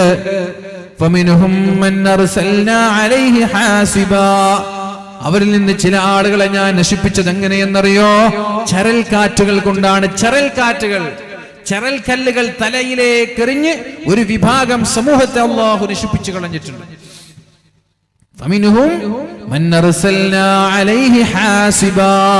ചരൽ കല്ലുകൾ ആകാശത്ത് നിന്ന് ഭൂമിയിലേക്ക് ചരൽ കല്ലുകൾ എറിഞ്ഞ ഒരു സമുദായത്തെ അല്ലാഹു നശിപ്പിച്ചിട്ടുണ്ട്. ചില ആളുകളെ ഘോര ശബ്ദം കൊണ്ട്, അട്ടഹാസം കൊണ്ട്, ഇടിനാദം കൊണ്ട് ചില സമൂഹത്തെ ഞാൻ ശിക്ഷിച്ചിട്ടുണ്ട്. ചില ആളുകളെ ജീവനോടെ ഭൂമി വിഴുങ്ങിക്കളഞ്ഞുകൊണ്ടും ശിക്ഷിച്ചിട്ടുണ്ട്. ചില ആളുകളെ ഭൂമി മുക്കിക്കളഞ്ഞിട്ടുണ്ട്. എന്നിട്ട് അല്ലാഹു പറയാൻ, ഇതൊക്കെ പറയുമ്പോ അല്ലാഹുവിനൊരു ക്രൂരനായിട്ട് നിങ്ങൾക്ക് തോന്നും. ചരൽ കല്ലുകൾ കൊണ്ട് നശിപ്പിക്കുക, അട്ടഹാസം കൊണ്ട് നശിപ്പിക്കുക, ജീവനോടെ വിഴുങ്ങിക്കളയ, വെള്ളത്തിലിട്ട് മുക്കിക്കൊല്ലുക. പടച്ചോനൊരു ക്രിമിനലാണോ, ഒരു ക്വാലിറ്റി ഉള്ള ആളാണോ എന്നൊക്കെ നിങ്ങൾക്ക് തോന്നും. അല്ലാഹു പറയാണ്, നിങ്ങളെ ഇതൊന്നും ഞാൻ അവരെ ശിക്ഷിച്ചതല്ലട്ടോ, ഇത് ഞാൻ അവരോട് അക്രമം കാണിച്ചതല്ലട്ടോ. വലാകിൻ കാനൂ അൻഫുസഹും യദ്ലിമൂൻ, അക്രമത്തെ അവർ ചോദിച്ചു വാങ്ങിയതാണ്. ഞാൻ അവരെ ശിക്ഷിച്ചതല്ല, ഞാൻ അവരെ ആക്രമിച്ചതല്ല, ഞാൻ അവരോട് അക്രമം കാണിച്ചതുമല്ല. വലാകിൻ കാനൂ അൻഫുസഹും യദ്ലിമൂൻ, അവരവരുടെ ശരീരത്തോട് അതിക്രമം കാണിച്ചതാണ്, അവർ അക്രമത്തെ ചോദിച്ചു വാങ്ങിയതാണ്. അഥവാ അല്ലാഹു തആലയാണ് ഒരു മനുഷ്യനെ സൃഷ്ടിക്കുന്നത്, അള്ളാഹുവാണ് ഒരു മനുഷ്യനെ സൃഷ്ടിക്കുന്നത്. അപ്പൊ അള്ളാഹുവിന് വോയിസ് ഉണ്ട്, നീ എന്ത് ചെയ്യണം എന്ത് ചെയ്യരുത് എന്ന് പറയാൻ. നമ്മൾക്ക് നമ്മുടെ മക്കളോട് എന്ത് ചെയ്യണം എന്ത് ചെയ്യരുത് എന്ന് പറയാനുള്ള വോയിസ് ഉള്ളത് പോലെ അള്ളാഹുവിന് നമ്മളോടും എന്ത് ചെയ്യണം എന്ത് ചെയ്യരുത് എന്ന് പറയാനുള്ള വോയിസ് ഉണ്ട്. നമ്മൾ പറഞ്ഞത് മക്കൾ കേട്ടില്ലെങ്കിൽ നമ്മൾ അടിക്കാറുണ്ട്, ദേഷ്യപ്പെടാറുണ്ട്, ചീത്ത പറയാറുണ്ട്, ശിക്ഷിക്കാറുണ്ട്. അതേപോലെ അടിമകളെ ശിക്ഷിക്കാനുള്ള എല്ലാവിധ അധികാരവും അള്ളാഹുവിന്റെ കയ്യിലുണ്ട്. അപ്പൊ അള്ളാഹു ഉണർത്തിക്കൊണ്ടേയിരിക്കും, ഇടയ്ക്കിടെ ഉണർത്തും. അങ്ങനെ ചെയ്യരുതേ, അങ്ങനെ ചെയ്യരുതേ. ഇപ്പൊ നമ്മള് മക്കള് പരീക്ഷയുടെ സമയമായാൽ കളിക്കുന്നത് കാണുമ്പോ പാരന്റ്സ് പറയും കളിക്കരുത് കേട്ടോ, പഠിക്കണേ, പരീക്ഷയാണ്, SSLC ആണ്. വീണ്ടും വീണ്ടും വീണ്ടും വീണ്ടും വാണിംഗ് നൽകും. തോറ്റുപോയാലോ എന്താ നമ്മൾ പറയാ? ഞാൻ നിന്നോട് അപ്പൊ തന്നെ പറഞ്ഞതല്ലേ പഠിക്കണമെന്ന്, ഇപ്പൊ കണ്ടില്ലേ നീ തോറ്റത്. അഥവാ നീ ഈ തോൽവി ചോദിച്ചു വാങ്ങിയതാണ്, ഈ തോൽവി നീ ചോദിച്ചു വാങ്ങിയതാണ്. നിന്നെ അധ്യാപകർ പരാജയപ്പെടുത്തിയതല്ല, നിന്നെ ടീച്ചേഴ്സ് പരാജയപ്പെടുത്തിയതല്ല, നീ തോൽവി ചോദിച്ചു വാങ്ങിയതാണ്. അതേപോലെ ഈ സമൂഹത്തേക്ക് അള്ളാഹു നശിപ്പിച്ചതല്ല, അവർ ആ തോൽവിയെ, ആ പരാജയത്തെ, ആ ശിക്ഷയെ അവർ ചോദിച്ചു വാങ്ങിയതാണ്. എങ്ങനെ? നിരന്തരമായി അള്ളാഹുവിനെ ധിക്കരിച്ചും വെല്ലുവിളിച്ചും നിഷേധിച്ചും അഹങ്കരിച്ചും ജീവിച്ചപ്പോ അള്ളാഹു അവരെ ശിക്ഷിച്ചു. ആ ശിക്ഷ അവർ അള്ളാഹുവിനോട് ചോദിച്ചു വാങ്ങിയതാണ്. അതുകൊണ്ട് നമ്മൾക്ക് രോഗം വരിക, നമ്മൾക്ക് ശിക്ഷ കിട്ടുക എന്നൊക്കെ പറഞ്ഞാൽ നമ്മൾ തന്നെ ചെയ്യുന്ന തെറ്റ് കാരണത്താൽ നമ്മൾ തന്നെ ചോദിച്ചു വാങ്ങലാണ് എന്ന് നമ്മൾ മനസ്സിലാക്കുക. ഇപ്പൊ രണ്ടാമത് അല്ലാഹു ഭൗതികമായ ഈ ലോകത്ത് തെറ്റ് ചെയ്യുമ്പോൾ നമ്മൾക്ക് നൽകാൻ പോകുന്നത് ശിക്ഷയാണ്. ആ ശിക്ഷ ഒരുപക്ഷെ രോഗമായിരിക്കാം, ഒരുപക്ഷെ സാമ്പത്തിക പ്രയാസമായിരിക്കാം, ഒരുപക്ഷെ വിലക്കയറ്റമായിരിക്കാം, ഒരുപക്ഷെ അധികാരികളുടെ അക്രമമായിരിക്കാം, എന്തുമായിരിക്കാം. അല്ലാഹു ഭൂമിയിൽ ശിക്ഷ നൽകും. ഒന്നാമത്തേത് എന്താണ്? നമ്മുടെ ഹൃദയം കറുത്തുപോകും, നന്മയും തിന്മയും തിരിച്ചറിയാൻ പറ്റാത്തൊരു സാഹചര്യം ഉണ്ടാവും. മൂന്നാമത്തേത് അല്ലാഹു തആല സൂറത്തുൻ നഹ്ലിൽ പറയാണ്, وَضَرَبَ اللَّهُ مَثَلًا قَرْيَةً كَانَتْ آمِنَةً مُطْمَئِنَّةً يَأْتِيهَا رِزْقُهَا رَغَدًا مِنْ كُلِّ مَكَانٍ فَكَفَرَتْ بِأَنْعُمِ اللَّهِ فأذاقها الله لباس الجوع والخوف بما كانوا يصنعون. സൂറത്തുൻ നഹ്ലിലെ 112ാമത്തെ ആയത്ത്. ഒരു രാജ്യത്തെ അല്ലാഹു ഒരു ഉദാഹരണമായി നമ്മളോട് പറഞ്ഞു തരാണ്. എന്തായിരുന്നു ആ രാജ്യത്തിന്റെ പ്രത്യേകത? കാനത്ത് ആമിന, നല്ല സുരക്ഷിതത്വമുള്ള ഒരു നാട്. മുത്മഇന്ന, സമാധാനമുള്ള നാട്. എല്ലാ ഭാഗത്തു നിന്നും അവർക്ക് ഭക്ഷണം വരാറുണ്ടായിരുന്നു, എല്ലാ ഭാഗത്തു നിന്നും സമൃദ്ധമായ ഭക്ഷണം അവർക്ക് കിട്ടാറുണ്ടായിരുന്നു. മിൻ കുല്ലി മക്കാൻ, ഒരു മടിയില്ലാതെ, ഒരു ക്ഷീണമില്ലാതെ, ഒരു പ്രയാസമില്ലാതെ സാമ്പത്തികമായി അള്ളാഹു അഭിവൃദ്ധി നൽകിയ നാട്. അവിടെ ആഭ്യന്തര പ്രശ്നങ്ങളില്ല, കലാപങ്ങളില്ല, പ്രശ്നങ്ങളൊന്നുമില്ല. സമാധാനത്തോടെ സുരക്ഷിതരായി 3-4 നേരം നല്ല വയറ് നിറയെ മൂക്കറ്റം വരെ ഭക്ഷണം കഴിച്ചിരുന്ന ഒരു നാട്. അങ്ങനെ ഒരു നാട്. ഫകഫറതു ബിഅൻഉമില്ലാഹ്, അവർ അല്ലാഹുവിനെ മറക്കാൻ തുടങ്ങി. അല്ലാഹുവിനെ നിഷേധിക്കാൻ തുടങ്ങി. ഫഅദാഖഹല്ലാഹു ലിബാസൽ ജൂഇ വൽ ഖൗഫി, ഉടനെ തന്നെ അല്ലാഹു റബ്ബ് സുബ്ഹാനഹു വ തആല വേദനയുടെയും പേടിയുടെയും എല്ലാവിധ പരീക്ഷണങ്ങളും അവർക്ക് നൽകി. ഫഅദാഖഹല്ലാഹു ലിബാസൽ ജൂഇ വൽ ഖൗഫി, പേടി, വേദന, പട്ടിണി എല്ലാം നൽകി അല്ലാഹു അവരെ പരീക്ഷിച്ചു. എന്തിന്? ബിമാ കാനു യസ്നഊൻ, അല്ലാഹുവിനെ അവർ മറക്കാൻ തുടങ്ങുമ്പോൾ. അത് നമ്മളൊക്കെ അവസ്ഥ ചിന്തിച്ചു നോക്കും. എത്രയൊക്കെ സാമ്പത്തിക അഭിവൃദ്ധി അല്ലാഹു നമ്മൾക്ക് നൽകി. നല്ല വീട്, നല്ല വാഹനം, സേഫായിട്ടുള്ള സുരക്ഷിതമായ ജീവിതം. മറ്റുള്ള സംസ്ഥാനങ്ങളെ കുറിച്ച് നമ്മൾ പഠിച്ചു നോക്കുമ്പോൾ നമ്മുടെ സംസ്ഥാനം എത്ര മനോഹരമാണ്, കേരളം എത്ര മനോഹരമാണ്. നമ്മൾക്ക് എന്ത് പ്രശ്നം വന്നാലും ഒന്നിച്ചു നിന്ന് ശബ്ദിക്കാനും അതിനെ തടയാനുമുള്ള സംഘടിത ശക്തിയുണ്ട്. രാഷ്ട്രീയ സംഘടന മേഖലകളിൽ നമ്മൾക്ക് പ്രവർത്തിക്കാനുള്ള ഒരു പ്ലാറ്റ്ഫോം ഇവിടെയുണ്ട്. എല്ലാം നമ്മൾക്ക് അനുകൂലമാണ്. എന്നിട്ടും നമ്മൾ അള്ളാഹുവിനെ മറന്നാൽ അള്ളാഹു ആ നാട്ടിലേക്കുള്ള നിഅമത്തുകളെ തിരിച്ചു വിളിക്കുന്ന, അള്ളാഹു പ്രയാസങ്ങൾ നൽകുന്ന, അള്ളാഹു നമ്മളെ രക്ഷപ്പെടുത്തട്ടെ. അള്ളാഹു നമ്മളെ രക്ഷപ്പെടുത്തട്ടെ.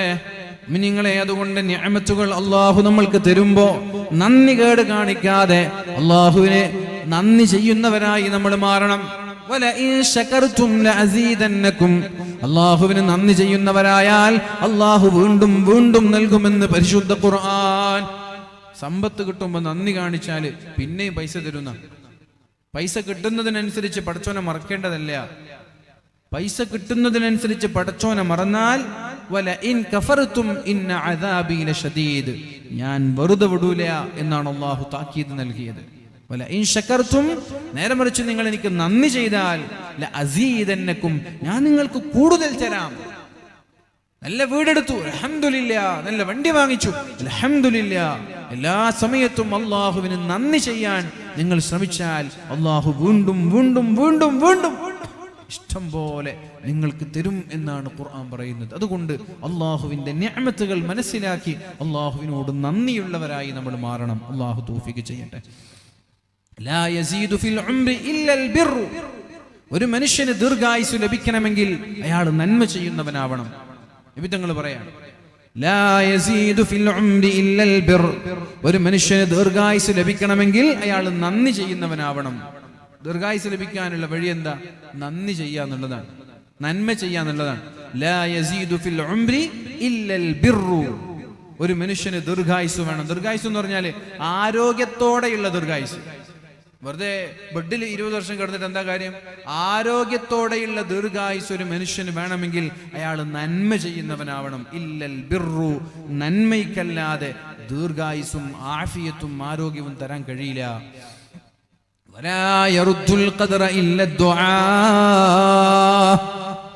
അള്ളാഹുവിന്റെ ഖളാഇനെ പ്രാർത്ഥനയ്ക്കല്ലാതെ തടുക്കാൻ കഴിയില്ല. അള്ളാഹുവിന്റെ ഖളാഇനെ, അള്ളാഹുവിന്റെ തീരുമാനത്തെ പ്രാർത്ഥനയ്ക്കല്ലാതെ തടുക്കാൻ കഴിയില്ല.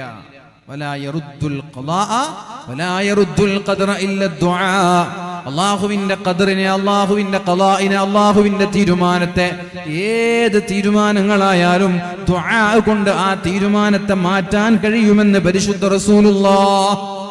40-ാമത്തെ വയസ്സിൽ ഇന്നാലിന്ന വ്യക്തിക്ക് ക്യാൻസർ രോഗം വരണം എന്ന് അള്ളാഹു തീരുമാനിച്ചിട്ടുണ്ടെങ്കിൽ പ്രാർത്ഥന കൊണ്ട് ആ തീരുമാനത്തെ മാറ്റാൻ നമ്മൾക്ക് കഴിയും. 50-ാമത്തെ വയസ്സിൽ ഒരാളുടെ കിഡ്നി തകരാറിലായി അയാൾ കിഡ്നി പേഷ്യന്റായി മാറണമെന്ന് അള്ളാഹു തീരുമാനിച്ചിട്ടുണ്ടെങ്കിൽ ദുആ കൊണ്ട് ആ തീരുമാനത്തെ മാറ്റാൻ അയാൾക്ക് കഴിയും. ലാ യറുദ്ദുൽ ഖദറ ഇല്ല ദുആ. അള്ളാഹുവിന്റെ ഏത് തീരുമാനത്തെയും പ്രാർത്ഥന കൊണ്ട് മാറ്റിയെടുക്കാൻ കഴിയും. വഇന്നർ റജുല ലയുഹ്രിമുർ റിസ്ഖ ബിദ്ദംബി യുസീബുഹു. ഒരു മനുഷ്യൻ അയാൾ ചെയ്യുന്ന തെറ്റുകാരണത്താൽ അയാൾക്ക് ലഭിക്കേണ്ട റിസ്ഖിനെ തടയുമെന്ന് പരിശുദ്ധ റസൂലുള്ളാഹ്. നമ്മൾ ചെയ്യുന്ന തെറ്റുകാരണത്താൽ അല്ലാഹു തആല നമ്മൾക്ക് ലഭിക്കേണ്ട റിസ്ഖിനെ തടയുന്ന, സമ്പത്ത് ഇങ്ങനെ കുറഞ്ഞു വരാൻ, പൈസ ഇങ്ങനെ കുറഞ്ഞു വരാൻ എന്ന് തോന്നുമ്പോ എവിടെയോ തെറ്റുകൾ വരുന്നുണ്ടോ എന്ന് ആലോചിക്കണം. നല്ല ബിസിനസ്സും നല്ല കച്ചവടവും നല്ല ലാഭമൊക്കെ ഉണ്ടായി അടിച്ചു പൊളിച്ചൊരു ജീവിച്ച മനുഷ്യൻ പെട്ടെന്ന് സാമ്പത്തികമായി ഭദ്രതയൊക്കെ നഷ്ടപ്പെട്ട് തകരാൻ തുടങ്ങാൻ. അപ്പൊ ചിന്തിക്കണം, എവിടെയോ എനിക്ക് ഫാൾട്ട് സംഭവിച്ചിട്ടുണ്ട്, എവിടെയോ ഞാൻ ദൂർത്തടിച്ചിട്ടുണ്ട്, എവിടെയോ പടച്ചോനെ ഞാൻ വെല്ലുവിളിച്ചിട്ടുണ്ട്.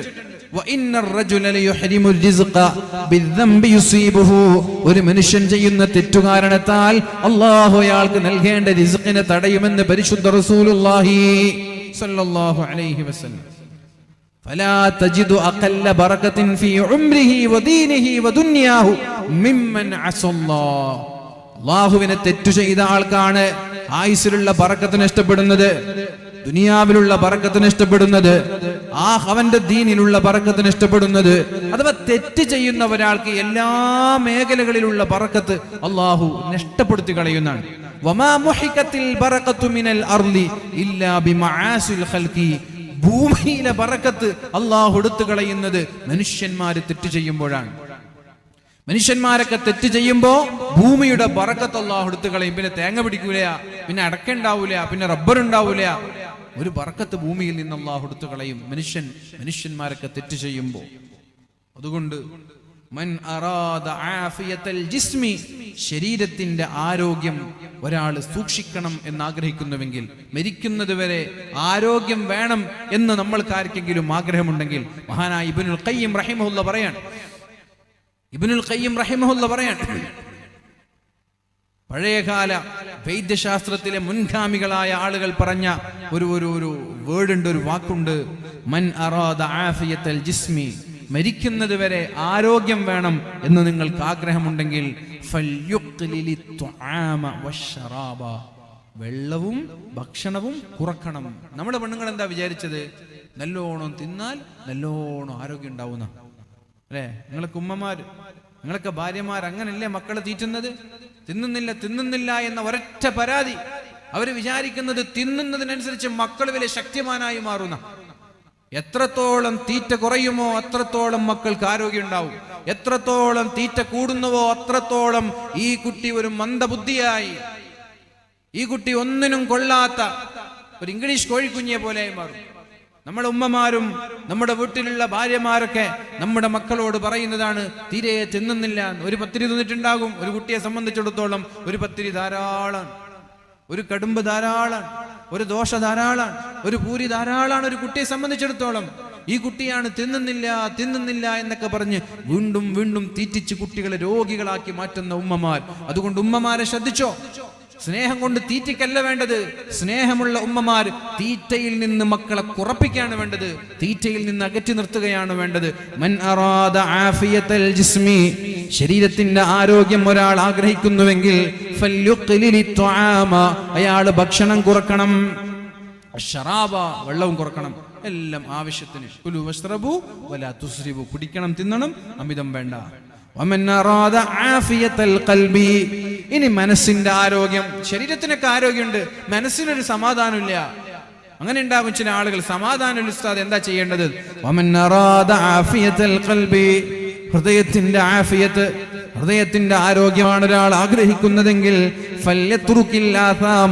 തെറ്റുകളിൽ നിന്ന് അയാൾ മാറി നിൽക്കണമെന്ന് മഹാനായ ഇബ്നുൽ ഖയ്യിം റഹിമഹുല്ലാഹ് നമ്മോട് പഠിപ്പിക്കുകയാണ്. അതുകൊണ്ട് പ്രിയപ്പെട്ടവരെ, നമ്മുടെ ശരീരത്തിന് രോഗങ്ങൾ നമ്മളായിട്ട് വിളിച്ചു വരുത്തുകയാണ്. അമിതമായ ഭക്ഷണത്തിലൂടെ, നിയന്ത്രണമില്ലാത്ത ഭക്ഷണത്തിലൂടെ എന്ത് തിന്നണം, എങ്ങനെ തിന്നണം, എപ്പോ തിന്നണം, എത്ര തിന്നണം എന്നറിയാതെ ഇങ്ങനെ തിന്നെ, കണ്ടതൊക്കെ തിന്നെ. ഒരാൾ ഭക്ഷണം കഴിക്കാൻ, ഒരു പ്ലേറ്റിൽ നിന്ന് ഭക്ഷണം കഴിക്കാൻ, അങ്ങനെ ഭക്ഷണം കഴിക്കുമ്പോ അയാളുടെ വയറ് നിറഞ്ഞു. കല്യാണ വീടാണെന്ന് സങ്കല്പിക്കുക. വയറ് നിറഞ്ഞു, ഒരു പകുതി ഭക്ഷണം അവിടെ ബാക്കിയുണ്ട്. രണ്ട് ഓപ്ഷനാണ് അവിടെ ഉള്ളത്. ഒന്നുകിൽ അയാൾ വയറ് നിറഞ്ഞപ്പോൾ എണീറ്റിട്ട് പോവുക, അല്ലെങ്കിൽ ആ എടുത്ത ഭക്ഷണം മുഴുവനും തിന്നു തീർക്കാം. നിങ്ങളോട് ഏതാണ് ചെയ്യേണ്ടതെന്ന് വെച്ചാൽ നിങ്ങൾ പറയും ആ ഭക്ഷണം മുഴുവനും തീർത്തിട്ട് എണീക്കാൻ പാടുള്ളൂ. പക്ഷെ അങ്ങനെയല്ല. അയാളുടെ വയറ് നിറഞ്ഞാൽ അയാൾ എണീറ്റിട്ട് പോകണം. ആ ഭക്ഷണം ഒരു നായക്കോ മൃഗത്തിനോ കൊടുക്കലാണ് അയാളുടെ വയറ്റത്തേക്ക് നിറക്കുന്നതിനേക്കാളും നല്ലത്. അങ്ങനെ ഭക്ഷണം തീർക്കാൻ ആരും പറഞ്ഞിട്ടില്ല. എടുക്കുമ്പോൾ ആലോചിച്ചിട്ട് എടുത്താൽ മതി. ഈ ബൊഫയൊക്കെ കാണുമ്പോൾ ആവേശത്തിൽ കാണുന്നതൊക്കെ ഇങ്ങനെ കോരി നിറച്ചിടുന്ന കുറച്ച് സ്വഭാവമുണ്ട് നമ്മൾക്ക് മലയാളികൾക്ക് മാത്രമുള്ള ഒരു സ്വഭാവമാണ്. ഫലസ്തീനിൽ പോയപ്പോൾ ബൈത്തുൽ മുഖദ്ദസിന്റെ തൊട്ട് മുമ്പ് എന്തോ മധുര പലഹാരം കുടിക്കാനുണ്ടായിരുന്നു. അങ്ങനെ കുടിക്കാനുണ്ടായി. അങ്ങനെ നമ്മളൊക്കെ പള്ളിയിൽ കയറുന്ന സമയത്ത് ഗൈഡ് പറയാണ്, ഈ കേരളക്കാർക്ക് മാത്രമേ ഇങ്ങനെ ഒരു ഭക്ഷണം കണ്ടാൽ ഒരു ആർത്തിയുള്ളൂ. ഭക്ഷണം കണ്ടാൽ അതിലേക്ക് ചാടി വന്നിട്ട് എല്ലാം എടുത്തിങ്ങനെ പോക്കറ്റിലും ഈശയിലൊക്കെ ഇട്ട് കൊണ്ടുപോകുന്ന ഒരു സ്വഭാവം കേരളക്കാർക്കേ ഉള്ളൂ. പള്ളിയിലൊക്കെ ഏതെങ്കിലും പള്ളിയിലൊക്കെ കുടിക്കാനുള്ള വെള്ളം വെച്ചാൽ നിങ്ങൾക്ക് ആവശ്യമുണ്ടോ, കുടിച്ചിട്ട് ആ കുപ്പി അവിടെ കളയാം. അങ്ങനെയല്ല, നമ്മൾ ഒന്ന് കുടിക്കും, ബാക്കി രണ്ടെണ്ണം പോക്കറ്റിലിട്ട് റൂമിലേക്ക് കൊണ്ടുവരും. ഇതൊക്കെ മലയാളികളുടെ സ്വഭാവമാണ്. ഇതൊക്കെ നിർത്തിയേ പറ്റൂ. നമ്മൾ പോക്കറ്റിലിട്ട് കൊണ്ടുവരാനല്ല പള്ളിയിൽ വെള്ളം വെക്കുന്നത്, ആ പള്ളിയിലേക്ക് വരുന്ന ഭക്തജനങ്ങളുടെ ദാഹം അകറ്റാൻ വേണ്ടിയിട്ടാണ്.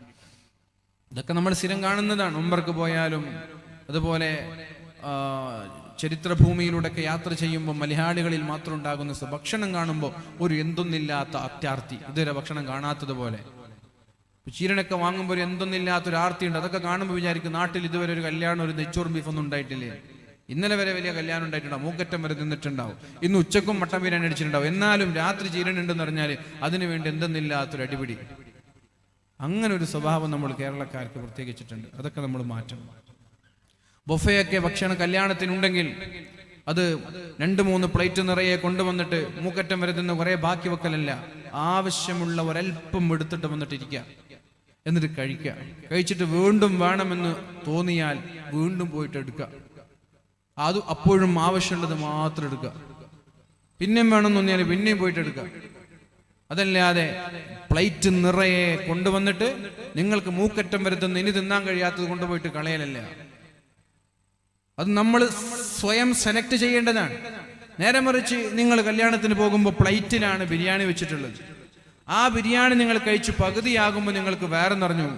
നിങ്ങൾ ഫുള്ള് തിന്നണ്ട, എണീറ്റിട്ട് പോയിക്കോളി, നിങ്ങൾ നായ കൊടുത്തോളി, അതാ നല്ലത്. തിന്നണ്ട.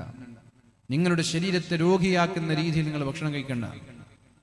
മഹാനായ ലുക്മാൻ അലൈഹിസ്സലാം പറഞ്ഞു, നിങ്ങളത് തിന്നുന്നതിനേക്കാളും നല്ലത് നായകൾക്ക് കഴിക്കാൻ കൊടുക്കല നല്ലത്. മുക്കറ്റം വരെ തിന്നിട്ട് നിങ്ങൾ രോഗിയാവലല്ല, തിന്നാനില്ലാത്ത മൃഗങ്ങളും നായകളും പശുക്കളൊക്കെ ഉണ്ടാകും, അവർക്ക് കൊടുത്താൽ മതി. ഹോട്ടലിൽ പോയി ഭക്ഷണം ഓർഡർ ചെയ്യുമ്പോൾ ആവശ്യമുള്ളത് ഓർഡർ ചെയ്താൽ മതി. ആദ്യം തന്നെ ഒരു ആവശ്യത്തിൽ ചിക്കൻ അൽഫാമും ഗ്രിൽ ചിക്കനും പൊറോട്ടയും കുബൂസും എല്ലാം ഓർഡർ ചെയ്ത് അവസാനം എല്ലാം ബാക്കിയാലും നമ്മൾക്കത് ഒരു ഓപ്ഷൻ ഉള്ളത് കൊണ്ട് കുഴപ്പമില്ല. അല്ലെങ്കിൽ ആവശ്യമില്ലാത്തത് ഒരിക്കലും ഓർഡർ ചെയ്യരുത്. കുറച്ച് ഓർഡർ ചെയ്യാം. ഒരു പൊറോട്ട അത്ര ഓർഡർ ചെയ്ത് 5 പൊറോട്ട ഓർഡർ ചെയ്യേണ്ട, ഒരു പൊറോട്ട. അത് കഴിച്ചു കഴിഞ്ഞ് ആവശ്യമുണ്ട് എന്ന് തോന്നിയാൽ മാത്രം എടുത്ത പൊറോട്ട, അല്ലെങ്കിൽ കഴിക്കണ്ടല്ലോ. ഒരു പൊറോട്ട ഒന്ന് വേറെ നിറഞ്ഞു തോന്നിയാൽ നിർത്തിപ്പോരാ. ഒരു മനുഷ്യനെ സംബന്ധിച്ചിടത്തോളം ഒരു പൊറോട്ട ധാരാളമാണ്. രണ്ടാമതൊരു പൊറോട്ട കഴിക്കാന്ന് പറഞ്ഞാൽ തന്നെ രോഗിയാണ്. അപ്പൊ ഞാൻ എൻ്റെ വാക്കുകൾ ഉപസംഹരിക്കാം. പ്രിയപ്പെട്ടവരെ, നമ്മൾ ഇന്ന് സൂചിപ്പിച്ച വിഷയം അല്ലാഹു പരിശുദ്ധ റസൂലുള്ളാഹി സ്വല്ലല്ലാഹു അലൈഹി വസല്ലമ തങ്ങളൊക്കെ പറഞ്ഞതുപോലെ നമ്മളെപ്പോഴും ആഖിറത്തിന് വേണ്ടി മത്സരിക്കുന്നവരാവുക, ദുനിയാവിന് വേണ്ടി മത്സരിക്കുന്നവരാവരുത്. ഒരു മഹാനായ ഒരു മനുഷ്യനെ കാണാൻ ഒരാൾ ചെന്നു. അയാൾ വലിയ സങ്കടത്തിലാണ്. അദ്ദേഹത്തോട് ചോദിച്ചു, മാ യുബ്കീക്, നിങ്ങൾ എന്തിനാ കരയുന്നത്? ഒരു മഹാനോട് ചോദിക്കുകയാണ്, മാ യുബ്കീക്, നിങ്ങൾ എന്തിനാ കരയുന്നത്? ഹൽ മിൻ വജഇൻ, വല്ല വേദന ഉണ്ടോ? എന്തെങ്കിലും ശരീരത്തിന് വേദനയുണ്ടോ? നിങ്ങൾ എന്തിനാ കരയുന്നത്? അദ്ദേഹം പറഞ്ഞു, അശദ്, അതിനേക്കാളൊക്കെ വലിയ പരീക്ഷണമാണ് ഞാൻ നേരിടുന്നത്. അടുത്ത ചോദ്യം ചോദിച്ചു, കുടുംബത്തിൽ ആരെങ്കിലും മരിച്ചോ? എന്തിനാ ഇങ്ങനെ പൊട്ടിക്കരയുന്നത്? കുടുംബത്തിൽ ആരെങ്കിലും മരിച്ചോ? അദ്ദേഹം പറഞ്ഞു, അശദ്, ഇതൊന്നല്ല, അതിനേക്കാളും വലിയ പരീക്ഷണം ഞാൻ അനുഭവിക്കുന്നുണ്ട്. ഫഖത്ത മാലക്, നിങ്ങളുടെ സമ്പത്ത് നശിച്ചു പോയോ, നഷ്ടപ്പെട്ടു പോയോ? അദ്ദേഹം പറഞ്ഞു, അശദ്, അതിനേക്കാളും വലിയ പരീക്ഷണമാണ് ഞാൻ അനുഭവിക്കുന്നത്. അപ്പൊ ചോദിച്ചു, മല്ലദീ അശദ്ദു മിൻ കുല്ലി ഹാദാ, ഇതിനേക്കാളും വലിയ പരീക്ഷണം എന്താണ്? അപ്പൊ അദ്ദേഹം പറഞ്ഞു, നിംതു ബിൽ അംസി, ഇന്നലെ രാത്രി ഞാൻ ഉറങ്ങുമ്പോ വലം അഖ്റ വിർദി, എന്റെ വിർദ് എനിക്ക് ഓതാൻ പറ്റിയില്ല. ഞാൻ എല്ലാ ദിവസവും ഉറങ്ങുമ്പോൾ കുറച്ച് വിർദ് ചെല്ലാറുണ്ട്, മുൽക്ക് സൂറത്ത് ഓതാറുണ്ട്, ആയത്തുൽ കുർസി ഓതാറുണ്ട്, ലാ ഇലാഹ ഇല്ലല്ലാഹ് ചെല്ലാറുണ്ട്. ഇന്നലെ രാത്രി ഉറങ്ങുമ്പോൾ എനിക്കത് ചെല്ലാൻ പറ്റിയില്ല, ഞാൻ മറന്നുപോയി. വമാ ദാലിക ഇല്ലാ ലിദംബിൻ അദ്നബ്തുഹു, ഞാൻ ചെയ്ത തെറ്റു കാരണം അല്ലാഹു എനിക്ക് തന്ന പരീക്ഷണാണത്. എന്തുകൊണ്ടാണ് എനിക്ക് ഇന്നലെ തബാറക് ഓതാൻ പറ്റാത്തത്? എന്തുകൊണ്ടാണ് ഇന്നത്തെ സുബഹി നഷ്ടമായത്? എന്തുകൊണ്ടാണ് എൻ്റെ തഹജ്ജുദ് നഷ്ടമായത്? ഞാൻ ഇന്ന് ചെയ്ത ഏതോ ഒരു തെറ്റു കാരണത്താൽ അള്ളാഹു എൻ്റെ ആ നന്മയെ തടഞ്ഞു വെച്ചതാണ്, അതാണ് ഞാൻ കരയുന്നത്. ഈ ഒരു ചിന്ത നമ്മൾക്ക് ഉണ്ടാവണം. മുഅ്മിനീങ്ങളെ, നന്മയിൽ നിന്ന് നമ്മൾ അകന്നു പോകുമ്പോൾ, നന്മ ചെയ്യാൻ പറ്റാത്തൊരു സാഹചര്യം നമ്മൾക്കുണ്ടാകുമ്പോൾ എപ്പോഴും ഇങ്ങനൊരു ബോധം നമ്മൾക്കുണ്ടാവുക, ഞാൻ ചെയ്യുന്ന തെറ്റ് കാരണത്താൽ അള്ളാഹു തടയുകയാണോ എന്നൊരു പേടി നമ്മൾക്കുണ്ടാവുക.